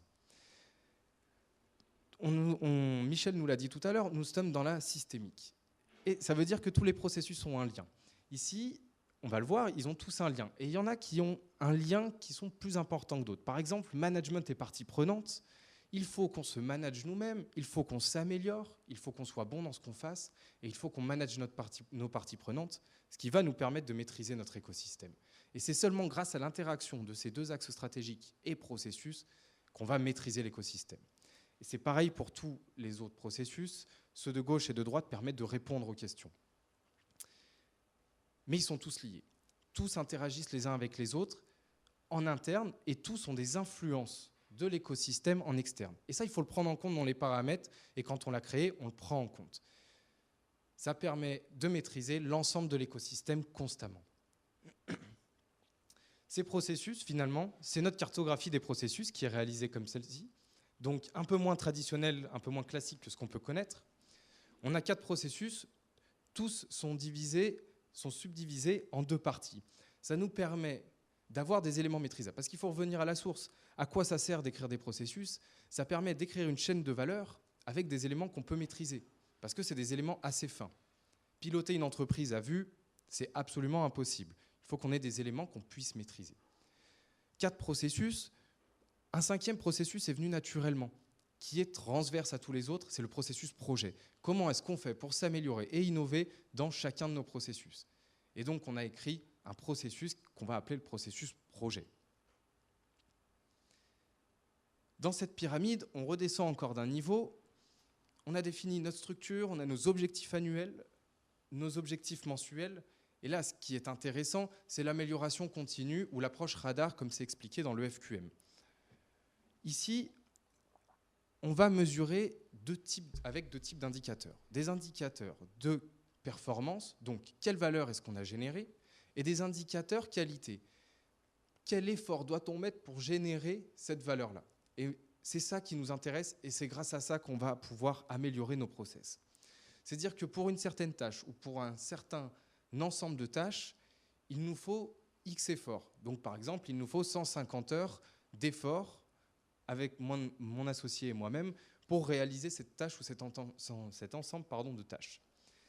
Ça va nous permettre au fur et à mesure, quand la donnée va être fiable, au fur et à mesure des mois, voire des années, de savoir exactement pour atteindre un objectif stratégique, quel effort on doit mettre. Et du coup, on ne regarde plus un objectif selon ce qu'on voudrait avoir, mais selon ce qu'on peut réellement avoir. Ça va nous permettre aussi, de manière mensuelle, de nous poser la question, est-ce que nos objectifs vont être atteints par rapport à ce qu'on a déjà fait et par rapport à ce qu'on veut faire? Et ça va nous permettre, si besoin, de le redimensionner, soit en faisant appel à de la sous-traitance, soit en embauchant si on a de l'argent, soit en allongeant le temps nécessaire pour atteindre l'objectif. Passer rapidement sur cette partie d'organisation de notre société qui va nous permettre de tirer des retours d'expérience. D'un point de vue stratégie, ce qu'on en retire ici par rapport à une approche, on va dire, traditionnelle dans les entreprises, c'est qu'on ne regarde plus par rapport au métier, mais on regarde par rapport à la création de valeur, en interne et pour le client, et également pour les parties prenantes. Ce qui va faire que nos objectifs, ils vont refléter une valeur, la valeur qu'on va créer, qu'on doit créer, pour nous et pour le client. Ce n'est plus des objectifs pour faire plaisir au management ou pour faire plaisir au pilote de processus ou pour se faire plaisir soi, c'est des vrais objectifs de création de valeur. Notre structure, elle va être réactive au changement. Parce que si à un moment on se dit, on voit une opportunité dans l'écosystème, il faut innover parce qu'il y a une place dans le marché. Si on avait placé 60% de l'effort sur la création de valeur pour le client, alors on peut prendre 20% de cet effort et le replacer dans l'innovation. Ce qui fait que notre structure, elle va s'adapter à ces changements, et très facilement. Et enfin, c'est bête à dire puisqu'on n'est que 2, mais on a réalisé les processus en collaboration avec un côté col bleu et un côté col blanc. Ça nous permet quoi? Ça va nous permettre de savoir ce qu'on doit faire et surtout, ce qui est très important, de savoir ce qu'on peut faire. Quelle bonne pratique pourrait être transposable dans votre organisation et qu'est-ce que vous pourriez mettre en place? Déjà, une philosophie. Pensez l'indispensable, c'est-à-dire les processus doivent être alignés à la stratégie. Lorsqu'on fait des audits ISO 9001 chez certains de nos clients, on se rend compte que les objectifs et la stratégie vont dans cette direction, tandis que les objectifs opérationnels et métiers vont dans celle-là. Ce qui fait qu'on on n'ira jamais dans la direction qu'on a planifiée. Il faut repenser stratégie. Et ça, à tous les niveaux de l'entreprise, chacun doit se reposer la question, quelle valeur je dois créer pour mon client? Quelle est ma mission? Et ça va permettre de se réajuster par rapport à l'écosystème. L'ISO 9001 version 2015 introduit la notion de partie prenante et de risque. C'est extrêmement intéressant. C'est presque dommage qu'on ne l'ait pas fait plus tôt. Il faut qu'on regarde cet écosystème, il faut qu'on le sente, il faut qu'on l'observe. Ça va nous permettre de savoir dans quelle direction on doit aller et où est-ce qu'on crée le plus de valeur. Ensuite, au niveau des objectifs, on l'a dit tout à l'heure, ils doivent être smart. On l'a dit, on le redit, le smart, il est extrêmement important. Parce que plus on spécifie un objectif, moins il va être soumis à interprétation. Et du coup, tout le monde sera d'accord sur la direction. Même à deux, des fois, entre associés, on se rend compte qu'on n'a pas la même vision des choses. Du coup, on s'oblige à rendre nos objectifs smart pour avoir exactement la même interprétation de la direction qu'on va prendre. Quelque chose de très simple à mettre en œuvre et pourtant qui a une efficacité quasi directe. Collaboratif, je vous l'ai dit tout à l'heure, col bleu et col blanc, même si cette expression est un peu vieille, il faut les faire travailler ensemble. C'est-à-dire qu'il faut remettre les créateurs de valeur au sein de la chaîne de valeur. C'est extrêmement important. Ça va permettre de ne plus voir les processus par une lunette, mais de les voir avec la personne qui a les mains dans le cambouis et qui sait comment ça se passe. Donc autour d'une table, il faudrait réussir à rassembler le directeur général avec une personne qui travaille d'un point de vue opérationnel. C'est tout l'intérêt de l'agilité organisationnelle qui est plus structurée en mode hiérarchie, mais en mode collaboratif. C'est un changement de culture à passer, mais lorsqu'on arrivera à faire ça, nos processus seront fiables et on saura exactement ce qu'on doit et ce qu'on peut faire. Et dernière chose, on a un écosystème qui bouge tous les jours. Tous les jours, il y a des nouvelles technologies, tous les jours, il y a de nouveaux concurrents, tous les jours, il y a de nouveaux clients. Il faut aller très vite. Donc, ils doivent être souples. Ce n'est pas juste l'entreprise qui doit être souple, ce n'est pas qu'une façon de penser, c'est également ces processus-là qui doivent être souples. Et ça va permettre de se réorienter très rapidement vers un changement de direction. Donc, soit, je vous le disais tout à l'heure, réorienter sur l'innovation parce qu'on voit une innovation marcher. Par exemple, pour nous, si on se rend compte qu'on ne fait pas assez de chiffre d'affaires et qu'on va manger beaucoup de patates à la fin du mois, il faut qu'on soit capable de prendre le pourcentage d'efforts qu'on a placé en innovation et de le remettre en création de valeur pour le client, pour lui apporter de la valeur et qu'il nous rapporte de la valeur en termes de chiffre d'affaires et qu'on ne mange pas uniquement des patates jusqu'en décembre. D'un point de vue plus opérationnel maintenant, la structure elle doit être adaptable aux utilisateurs. Avec mon associé, on a créé ensemble ces processus. Ça veut dire quoi? Ça veut dire qu'on sait les interpréter et qu'on sait les lire. Malheureusement, dans les organisations, tout le monde n'a pas la même personnalité, tout le monde n'a pas la même vision du monde, et pourtant tout le monde a un seul et même processus, du moins modélisé de la même manière. Ensuite, quand on les a créés, ils sont souples pour les utilisateurs, mais aussi pour la complexité. On a un modèle cinéféen qui nous dit on a 4 types de complexité. On évolue parfois dans des milieux qui sont simples. On n'a pas de problématique, donc là, tout va bien. Ensuite, on a une autre complexité qui est le compliqué. On a des problématiques, on les connaît et on connaît nos solutions. Donc là, les processus, on va dire, sont relativement simples. Ensuite, on a le domaine du complexe. On connaît les problématiques, par contre, on ne connaît pas les solutions. Et du coup, le chemin pour aller jusqu'à la solution va être d'autant plus complexe, long, pour aller jusqu'à cette solution. En mode chaotique, la dernière part du modèle cinéféen, on ne connaît ni les problématiques, ni les solutions. Et donc là, le chemin est encore plus long et encore plus complexe et va demander un effort qui sera encore plus conséquent. Donc il va falloir décliner ces processus afin qu'ils puissent s'adapter à la priorité stratégique de l'entreprise et ensuite à sa complexité. Les indicateurs, on en a parlé. Et j'aimerais mettre l'accent sur ces indicateurs. Parce que l'indicateur, c'est ça qui nous permet d'être efficace. Sans l'indicateur, on n'est pas grand-chose finalement. On a juste des beaux papiers qui tournent dans l'entreprise et on s'en réjouit. Mais ces indicateurs de performance qui vont montrer la valeur que l'on a créée et les indicateurs de qualité qui vont nous permettre de voir comment on a atteint cette valeur, c'est sur cela qu'on va pouvoir agir, c'est ceux-là qui sont extrêmement importants. Nous, c'est ceux qu'on mesure tous les jours et c'est ce qui va nous permettre de s'améliorer, d'améliorer nos méthodes, d'améliorer nos pratiques et nos tâches. Et notamment ces indicateurs de qualité, on va s'attarder sur la saisie des temps, c'est-à-dire saisir le temps qu'on passe sur chaque tâche. Ça demande énormément de rigueur, mais ça va nous permettre de savoir quelle tâche génère le plus de valeur avec un effort minimum. Et donc, À terme, on va pouvoir focus sur ces tâches qui sont à haute valeur ajoutée et délaisser les tâches qui sont presque sans valeur ajoutée ou à valeur ajoutée moindre. Qu'est-ce qu'on peut en retenir? Quelles sont les bonnes pratiques que vous pourriez transposer? Les bonnes pratiques que vous pourriez transposer, c'est déjà de penser guide.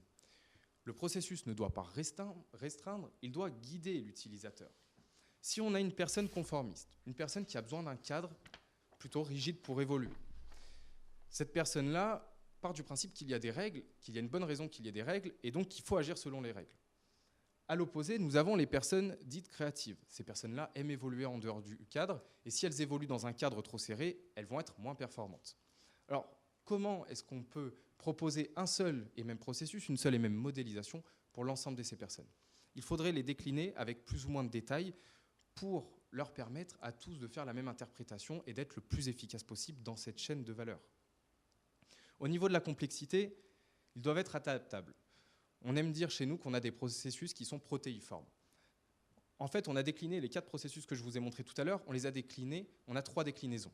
Et selon la complexité, on a plus ou moins de détails, le chemin est plus ou moins long, et ça va nous permettre de s'adapter si la tâche ou l'ensemble de tâches est plutôt complexe, compliqué ou simple.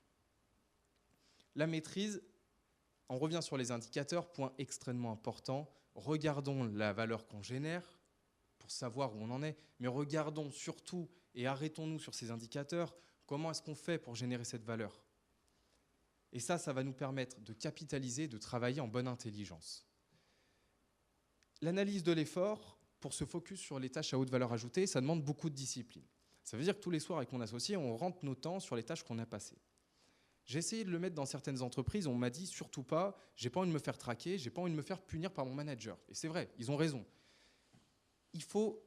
Pour mettre ça en place, il va falloir éduquer l'opérationnel, mais surtout le manager. Il faut que ce soit fait en toute bienveillance. Et il faut que le manager comprenne que les données, elles ne sont pas là pour juger quelqu'un, elles sont là pour savoir quel effort on doit mettre pour réaliser une tâche avec les personnes que l'on a dans l'entreprise. Et ça, c'est extrêmement important. Sinon, vous allez avoir des données qui sont faussées. Et ça, c'est le pire. Ça voudrait dire qu'on pilote l'entreprise avec des données qui ne sont pas les bonnes. Donc, on pilote mal l'entreprise. Par contre, si on arrive à faire correctement ça, on arrive à savoir quelle valeur on doit générer, comment on la génère. Si on fait une synthèse de toutes ces bonnes pratiques, on va reprendre les 3 principes finalement de l'agilité organisationnelle, qui va être de capter les informations de l'écosystème et d'agir très rapidement, de pouvoir prendre une décision très rapidement, d'implanter et d'apprendre, c'est-à-dire on met en place et on apprend de nos erreurs, et ensuite de réajuster. C'est-à-dire on met en place et on réajuste si besoin. Le système, on ne peut jamais faire quelque chose de parfait la première fois. Personne n'est parfait jusqu'à preuve du contraire. Donc on va faire en sorte de mettre en place le système et de l'améliorer continuellement. Et ça fait partie de l'entreprise de demain. Vous posiez la question tout à l'heure, est-ce qu'on va muter vers le management par processus? Je pense que la réponse est évidente et qu'on va aller même plus loin et plus vite qu'on ne le pense.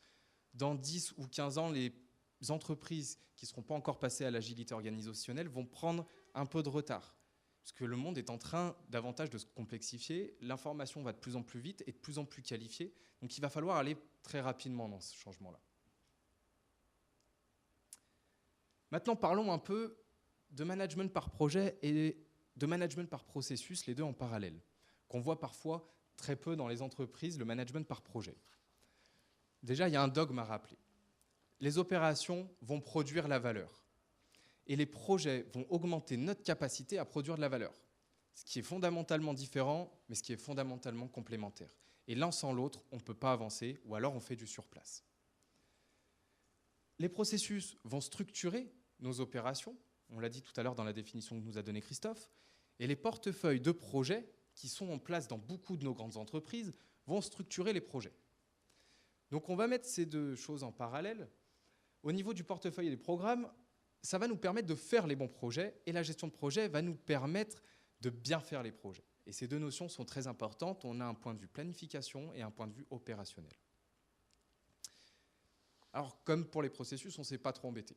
On s'est dit, tiens, si nos portefeuilles, on les calquait sur nos axes stratégiques qui sont également nos processus. Et du coup, ça marche plutôt bien. Et c'est même plutôt cohérent puisque ça veut dire qu'on va mettre en parallèle l'effort qu'on met dans l'opérationnel et l'effort qu'on met à augmenter notre capacité opérationnelle. Dans chacun de nos portefeuilles, on a environ 2 projets. Donc on n'est que 2 dans l'entreprise, il ne faut pas non plus qu'on se surcharge, donc ça veut dire qu'il va falloir qu'on les sélectionne.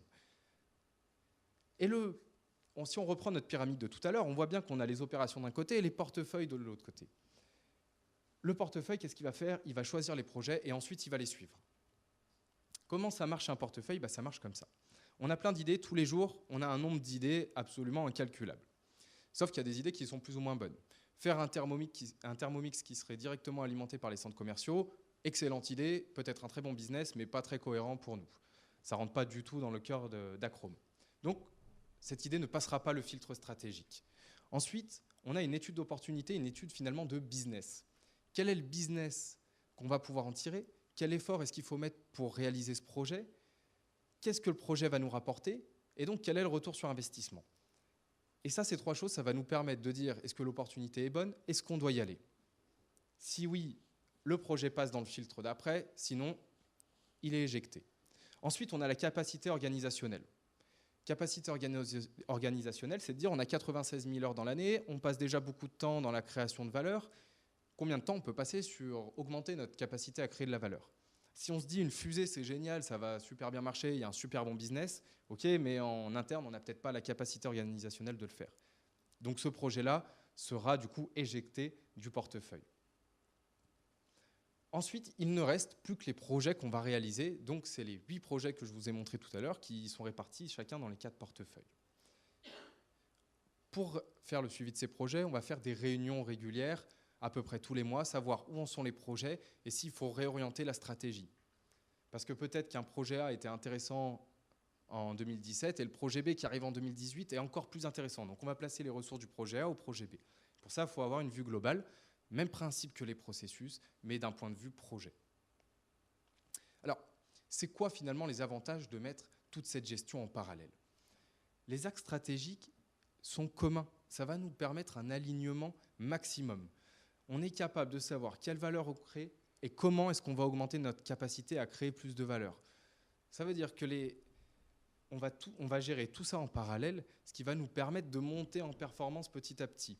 Et les données vont être beaucoup plus facile à traiter, puisque dans un portefeuille où on s'est dit on va mettre 40% de notre effort dans l'innovation, eh ben on est capable de répartir 20% dans les opérations, 20% dans le projet et de jauger ces 2-là.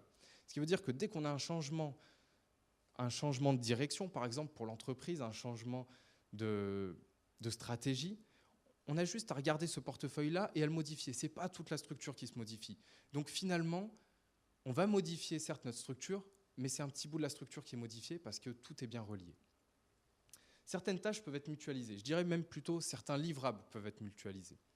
Dans les entreprises, souvent, on crée des livrables par les opérations et plutôt que de les réutiliser dans les projets, on les laisse de côté.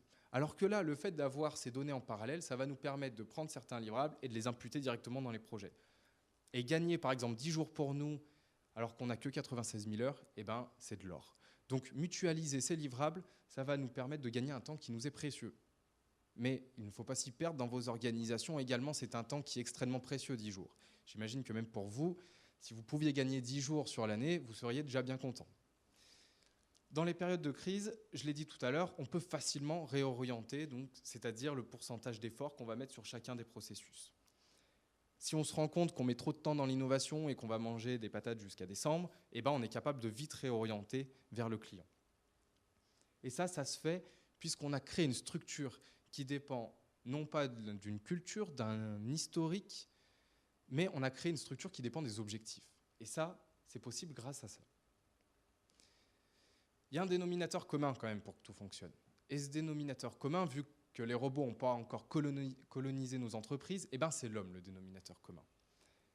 Et plus précisément, l'intelligence collective, qui parfois est fort mal utilisée dans nos entreprises. L'intelligence collective, elle va partir de 2 postulats de base. Chaque être humain détient une intelligence individuelle. Donc ça, tout le monde le sait. Et il y a un deuxième postulat qu'on sait parfois moins. Il existe une intelligence qui réside dans l'interaction entre les personnes. Pour vous donner un exemple, on prend 10 personnes qu'on réunit lors d'une réunion de 2 heures autour d'une table. Il suffit qu'il y ait 2 personnes qu'il y ait quelques différends l'un envers l'autre, et on va passer une réunion de 2 heures à écouter des conflits, une guerre d'ego finalement. Non, moi j'ai déjà fait ça, c'est pas possible de le faire. Et du coup, qu'est-ce qui se passe à la fin de la réunion? Eh ben, on ressort comme dans beaucoup de réunions, on n'a pas avancé, on n'a pas pris de décision. Ce qu'on appelle la réunionnite aiguë française notamment. L'intelligence collective, quand je fais des séances d'intelligence collective, j'ai un principe, c'est on ne dit jamais non. C'est un exercice qui est très compliqué au début de jamais ne dire non, mais ça va permettre non plus de confronter des égos, mais de faire avancer les solutions. Donc plutôt que de dire ta solution, je ne pense pas qu'elle soit bonne, on va dire ok, ta solution est telle qu'elle est, et si on allait un peu plus dans cette direction, est-ce qu'on en tirerait plus de valeur? Et là, ça va nous permettre vraiment de monter en escalade dans les solutions, et à la fin des réunions, en moins de 2 heures, on a pris des décisions et on s'est amélioré. Partant de ces postulats de base, si l'humain est le dénominateur commun entre les processus et les portefeuilles, ça veut dire que si on augmente notre capacité d'intelligence collective par déjà ce simple principe de ne pas dire non en réunion, alors on va pouvoir augmenter de facto, sans aucun effort, la performance de nos processus et de nos portefeuilles. Un effort moindre et un retour sur investissement qui va être quand même conséquent. Pour faire une synthèse de tout ce qu'on vient de dire pendant cette demi-heure, vos processus, ils peuvent être réactifs au changement de l'écosystème et à la complexité des situations. C'est ce qui va permettre de vous adapter et d'aller chercher la performance, quelle que soit la situation ou quel que soit le contexte actuel de l'entreprise. Il faut remettre absolument les créateurs de valeur dans la chaîne de valeur. La direction donne la direction de l'entreprise, les opérationnels créent la valeur. Alors, remettons-les dans cette chaîne de valeur. Il faut les faire discuter avec le management, ces personnes-là. C'est eux qui vont nous créer de la valeur encore plus dans nos processus. Et les processus doivent être un guide. Ils ne doivent pas restreindre les personnes. Au niveau processus et portefeuille de la gestion parallèle, les axes stratégiques sont communs, donc on va permettre un alignement qui est maximum au niveau de la stratégie, et ça va faire plaisir à la direction. La création de valeur est pilotée en parallèle de notre capacité à créer de la valeur. Donc on va augmenter les deux, et du coup on va grandir 2 fois plus vite, plutôt que si on a des projets qui sont pilotés à vue et qui ne rentrent pas forcément dans la stratégie. Là, on va vraiment avoir quelque chose de cohérent, on est dans de la systémique, et ça va permettre de s'éprouver. Certaines tâches peuvent être mutualisées, donc 10 jours pour vous et pour moi, c'est très précieux. Donc, essayons de mutualiser ces tâches, essayons de gagner du temps par un simple parallèle entre le projet et les processus. Voilà pour cette conférence. Vous avez nos contacts si vous voulez poser davantage de questions, continuer la conférence, même nous dire ce que vous en avez pensé, si c'était plutôt bien, plutôt à réorienter. On est agile, donc on va se réorienter si besoin. Donc on reste à votre écoute, et du coup maintenant je crois que c'est moi qui vais subir les questions des 3 séances précédentes. Alors subir, je ne sais pas, mais est-ce qu'il y a effectivement des questions sur la présentation donc des processus agiles? Oui, déjà, bravo, merci. Les processus en mode agile. On avait fait d'ailleurs ce thème-là la première année, on avait développé cette thématique en conférence justement, parce qu'on dit souvent que les processus ajoutent trop de formalisation et de rigidité, alors que finalement ça peut être un vrai levier d'agilité. Ah, alors...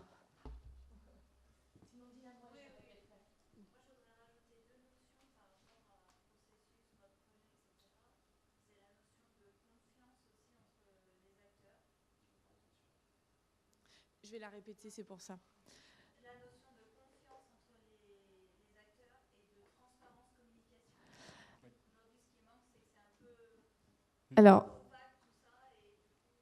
c'est plus un apport supplémentaire qu'une question directement, mais effectivement, la transparence et la confiance qui va être nécessaire. Alors, c'est vrai que Maxime, je ne vais pas répondre à ta place, mais quand on est 2 dans une entreprise, c'est un peu plus facile.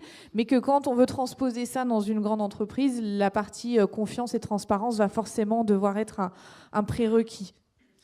Alors, effectivement, vous avez entièrement raison. Et quand je dis qu'il faut remettre tout le monde autour de la table, J'ai parlé ensuite d'intelligence collective et ça veut dire que tout le monde s'entend bien. Donc confiance, transparence, c'est peut-être le plus dur à faire. Dans toutes les bonnes pratiques que je vous ai citées, c'est le plus dur à faire. Ça veut dire que tout le monde doit se faire confiance. Et sans cette confiance-là, on ne peut pas être en mode agilité organisationnelle ou même simplicité des processus. C'est impossible. Mais tant qu'on arrivera... Et l'agilité organisationnelle, elle va permettre de responsabiliser l'ensemble des acteurs. Et là, ça va permettre une confiance entre chacun. Mais vous avez raison, sans confiance, de toute façon, dans une entreprise, on a du mal à avancer et il faut privilégier le but commun plutôt que le but individuel. Et ça, c'est difficile aujourd'hui à faire passer parce qu'on a une culture bien ancrée ici. Donc, merci pour... Eh ben, merci Maxime pour cette présentation. Et on va avoir une dernière intervention pour boucler la boucle avec Christophe sur l'évaluation des processus. Oui, donc je vous l'avais un petit peu annoncé au début, donc je reviens vous échanger avec vous sur l'évaluation des processus organisationnels, parce que l'AFNOR, avec l'aide du C2P, le Club des pilotes de processus, a développé en fait un référentiel pour évaluer la performance d'un processus, évaluer jusqu'à quel point il est mature, à quel niveau d'excellence, qualité, si on peut dire, il est. Donc voilà, ça va un peu plus loin que des référentiels type ISO 9001 et ça va un peu plus loin que la certification ISO 9001. C'est un outil complémentaire qui peut aussi vous aider pour optimiser vos processus. Donc, les raisons, on en a mis déjà 5. L'idée, c'est déjà de concentrer l'effort sur un processus critique. On ne va pas forcément évaluer tous les processus de l'entreprise, mais déjà au moins 1 ou 2 processus critiques pour déterminer des axes d'amélioration. La deuxième idée, c'est évidemment d'avoir un regard externe, puisque c'est une évaluation qui se fait par une personne formée, spécifiquement formée sur ce référentiel. La troisième idée, c'est aussi, grâce à ce référentiel, de pouvoir se benchmarker, donc se comparer par rapport à d'autres processus qui auront été évalués via le même guide. Ensuite, évidemment, qui dit amélioration dit aussi élever le niveau de performance de son processus. Et enfin, intégrer, sensibiliser, valoriser les pilotes de processus et l'organisation en processus dans l'entreprise. Donc très rapidement, parce qu'on n'est pas très en avance, je vais vous présenter un petit peu ce référentiel et notamment les 10 thématiques, on va dire, qui intègrent toute cette évaluation. Donc il y a toute une partie sur l'alignement stratégique. Je vais d'ailleurs prendre la deuxième partie qui est plus détaillée. Donc l'alignement stratégique avec notamment la partie leadership, communication, pilotage et moyens. La deuxième partie sur la représentation du processus. Donc là, on est quand même assez proche de ce qui est demandé par l'ISO 9001, avec notamment la description. Mais on va un petit peu plus loin parce qu'on a aussi l'état dynamique, les valeurs créées, et on revient sur les parties intéressées, les connaissances liées au processus.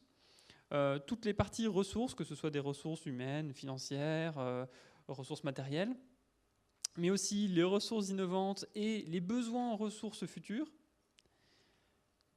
Tout un paragraphe aussi assez important sur les risques et les opportunités, avec notamment la gestion des risques, le plan de maîtrise, le plan de continuité d'activité, la gestion des opportunités, il ne faut surtout pas les oublier, et puis un concept qui est rarement utilisé dans les entreprises, la résilience du processus, donc sa capacité à résister, entre guillemets, à l'avènement d'un risque. Ensuite, une partie sur les parties intéressées, l'identification, la qualification de ces parties, qualification de leurs besoins et de leurs attentes, et puis la cohérence entre les objectifs du processus et les besoins et attentes des parties intéressées, et le management de ces relations. Toute une partie sur l'ensemble des flux, cartographie des flux, caractérisation des flux, maîtrise, mesure, contribution à la performance globale du processus, mais aussi du système de management de la qualité. Ensuite, la partie plus opérationnelle, maîtrise des activités du processus, avec tout ce qui est surveillance, optimisation. Les interfaces avec les autres processus, on parlait beaucoup d'interfaces en début d'intervention, mais aussi avec les autres interventions. Caractérisation de ces interfaces, les enjeux transverses entre les différents processus, et ainsi de suite. Un point sur l'amélioration, avec notamment la partie d'agilité, comme on a parlé un petit peu Maxime, et puis tout un paragraphe sur les résultats opérationnels, résultats clients du processus, résultats du point de vue du personnel, les résultats sociétaux et les résultats vis-à-vis des parties intéressées. Donc en balayant tous ces 10 chapitres-là, on a estimé, en travaillant notamment à partir de l'ISO 9001, à partir de l'EFQM, à partir de tout ce qui peut un peu se faire autour des processus, que c'était les éléments principaux et primordiaux pour avoir un processus qui vise l'excellence en termes de qualité. Donc notre modèle, c'est une méthodologie qui s'appuie sur le PDCA et qui doit normalement vous aider à évaluer votre processus sur des critères pertinents par rapport à votre activité. On se base aussi par rapport à votre contexte. Donc là, grosso modo, voilà un petit peu comment ça s'organise. Donc il y a une méthode d'évaluation de scoring selon les différents critères. Donc avec notamment, on évalue ce qui est défini, est-ce que les choses sont définies ou pas, ce qui est déployé, est-ce que c'est déployé par rapport à ce qui était défini ou pas. Je fais assez rapidement. Et ensuite, est-ce que ça a été revu et amélioré au fil du temps dans le processus. Donc voilà, la boucle PDCA qui est finie. Et on a aussi une deuxième partie sur les critères de résultat. Donc vous voyez, avant c'était les critères d'approche, maintenant c'est les critères de résultat. Donc avec des choses assez semblables, mais un tout petit peu différentes, parce qu'on est sur des sujets un petit peu différents. Donc est-ce que les critères de résultat sont pertinents ? Est-ce que les tendances sont positives ou les cibles sont atteintes ou sont pertinentes ? Et ensuite, est-ce qu'ils sont expliqués, est-ce que ces résultats sont expliqués et comparés pour pouvoir déclencher la partie amélioration ? Et très rapidement, pour vous expliquer comment fonctionne un petit peu cette méthodologie, en 6 étapes. Une partie planification pour sélectionner le processus que vous souhaitez évaluer, donc plutôt un processus critique dans votre organisation, mais il n'y a pas d'obligation. Une partie préparation, puisqu'évidemment l'évaluateur va devoir identifier les informations nécessaires. Une partie évaluation, donc qui se fait un petit peu comme un audit via des interviews des différents acteurs du processus. Une partie donc scoring, donc évaluation par rapport à notre grille. Une partie évidemment restitution, donc qui se fait notamment via un rapport. Et puis une possibilité pour vous de faire du benchmark, donc avec l'ensemble des autres entreprises qui ont pu utiliser cette méthodologie d'évaluation pour identifier des améliorations sur leur propre processus. Donc vous pouvez vous comparer au niveau de vos notations pour vérifier si vous êtes plutôt dans le top ou plutôt au milieu, voire un petit peu en dessous de la moyenne pour chaque thématique. Donc grosso modo, ça pourrait se représenter comme ça, c'est-à-dire vous avez votre notation au niveau de l'histogramme et puis vous avez la moyenne qui se présente comparativement par rapport à votre propre résultat, ce qui peut vous aider aussi à mettre des pistes d'amélioration sur telle ou telle thématique, pas forcément uniquement vis-à-vis de votre score à vous, mais de votre score par rapport aux autres. C'est ça aussi l'évaluation de la performance, c'est pas de l'évaluation a priori, c'est de l'évaluation comparative. Voilà. Donc après, l'idée, c'est évidemment de pouvoir classer aussi les différents processus, notamment si on peut comparer par rapport à d'autres processus du même type, pour pouvoir les noter. Donc c'est une grille sur 1000 points qui vous permet du coup donc de savoir si vous avez plutôt un processus qui est décrit, un processus initial, processus en progression, un processus confirmé ou un processus vraiment exemplaire où là vous avez une très grande majorité des points. Juste avant de vous laisser un petit peu de temps pour des questions, si jamais vous en avez sur ce produit que j'ai présenté très rapidement, je voulais vous informer qu'au niveau de l'AFNOR, on est organisé au niveau régional aussi. Donc on a un siège social à Saint-Denis, juste en face du Stade de France. Mais on a aussi des délégations dans toutes les régions, et notamment ici en Auvergne-Rhône-Alpes, à Lyon, où vous pouvez venir. C'est un lieu ouvert au public. Et vous pouvez notamment consulter des ouvrages, mais aussi les normes gratuitement sur place. Donc, si vous voulez venir, c'est juste à côté de la Part-Dieu. Et vous pouvez notamment voir le fascicule documentaire que Michel vous a présenté, le lire sur place, vous renseigner, voir si ça vous convient, par exemple, avant de l'acheter. Donc ça peut être un moyen aussi de découvrir les nouvelles normes ou les nouveaux fascicules documentaires avant de passer tout de suite à la case achat. Merci beaucoup. Merci Christophe. Bravo. Alors, avant de demander s'il y a des questions, je voudrais juste faire une petite précision sur les outils qui vous ont été présentés, puisqu'il y en a 2 qui sont complémentaires, mais avec 2 niveaux différents. Michel tout à l'heure a parlé du modèle de maturité des organisations au regard de l'approche processus. Et là, celui qui vient vous être présenté, c'est l'évaluation des processus en eux-mêmes. Donc, il y a 2 niveaux de modèles de maturité qui sont proposés en collaboration avec le C2P et l'AFNOR. Et ces 2 outils qui sont très intéressants, qui peuvent apporter des réponses ou au moins des pistes de questionnement sur son organisation qui sont intéressants. C'était pour bien faire le parallèle entre les 2 qui ont été présentés. Et donc, est-ce que vous avez des questions sur cette présentation ou même maintenant sur l'ensemble, puisqu'on vient d'avoir la vision globale ?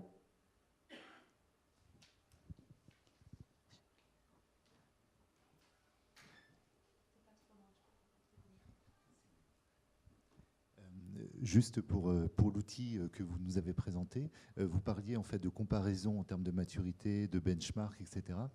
Et je m'interrogeais si ce benchmark qui était remonté pouvait être sectoriel au sens en fonction de l'entreprise, du domaine d'activité, ou est-ce que c'était finalement quelque chose de plus large ? Alors, tout à fait. C'est vrai que pour l'instant, le modèle est assez récent, donc on n'a pas des centaines d'entreprises, des centaines de processus à comparer, mais c'est prévu pour que ce soit des comparaisons très proches, donc en termes de secteur d'activité, en termes de taille d'entreprise, et aussi en termes de sujet, entre guillemets, du processus. On ne va pas comparer un processus RH avec un processus achat, évidemment. Mais on ne va pas non plus comparer un processus achat dans la pétrochimie et un processus achat dans la télécommunication. Donc tout à fait, c'est prévu comme ça. D'autres questions ? Oui.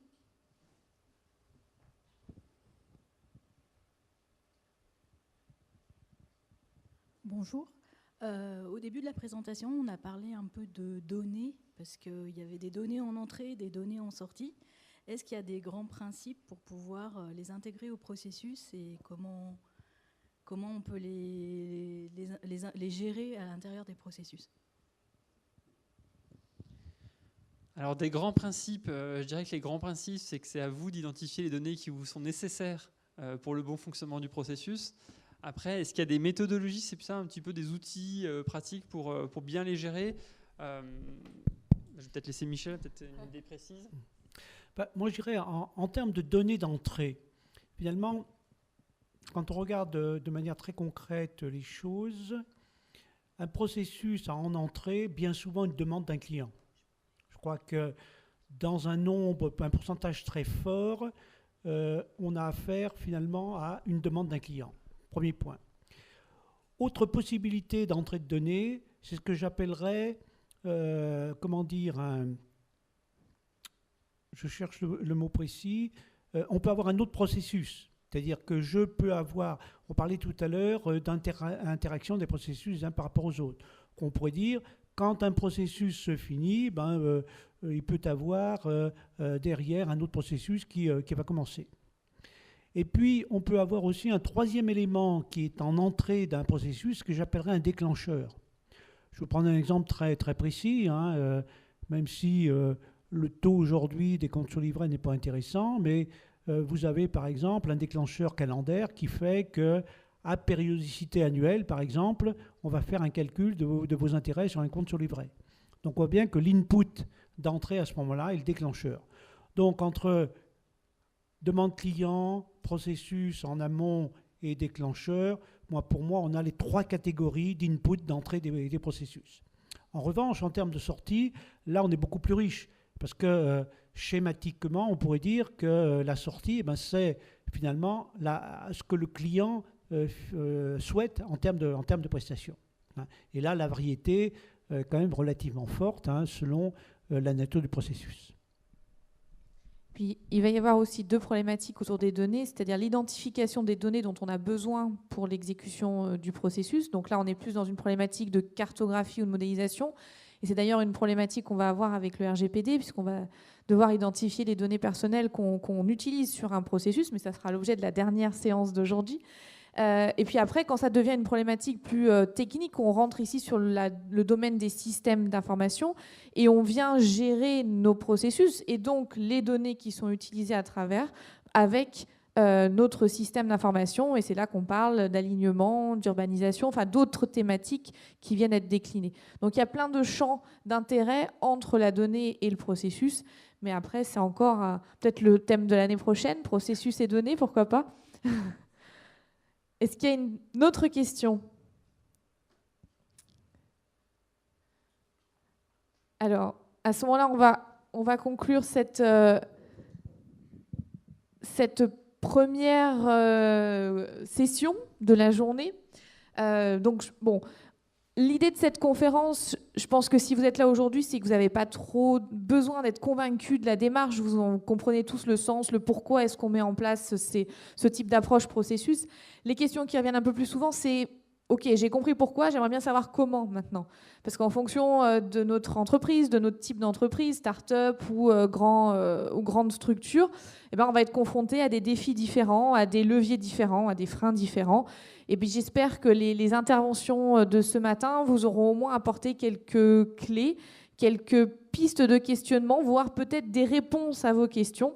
Et puis si vous voulez aller plus loin, eh ben, n'hésitez pas à les contacter. Hein. Donc là, nos partenaires de l'AFNOR, du Club des pilotes de processus, et puis Acrome qui a fait son témoignage sur la partie agile et intelligence collective. Donc voilà, il ne faut pas hésiter à échanger avec nos intervenants, même après la conférence. Et merci à tous pour votre présence aujourd'hui physiquement à l'auditorium de l'Université Lyon 3 et puis également à tous ceux qui nous ont suivis en live. Et on se donne rendez-vous à 13h30 pour la suite des festivités. Merci à tous.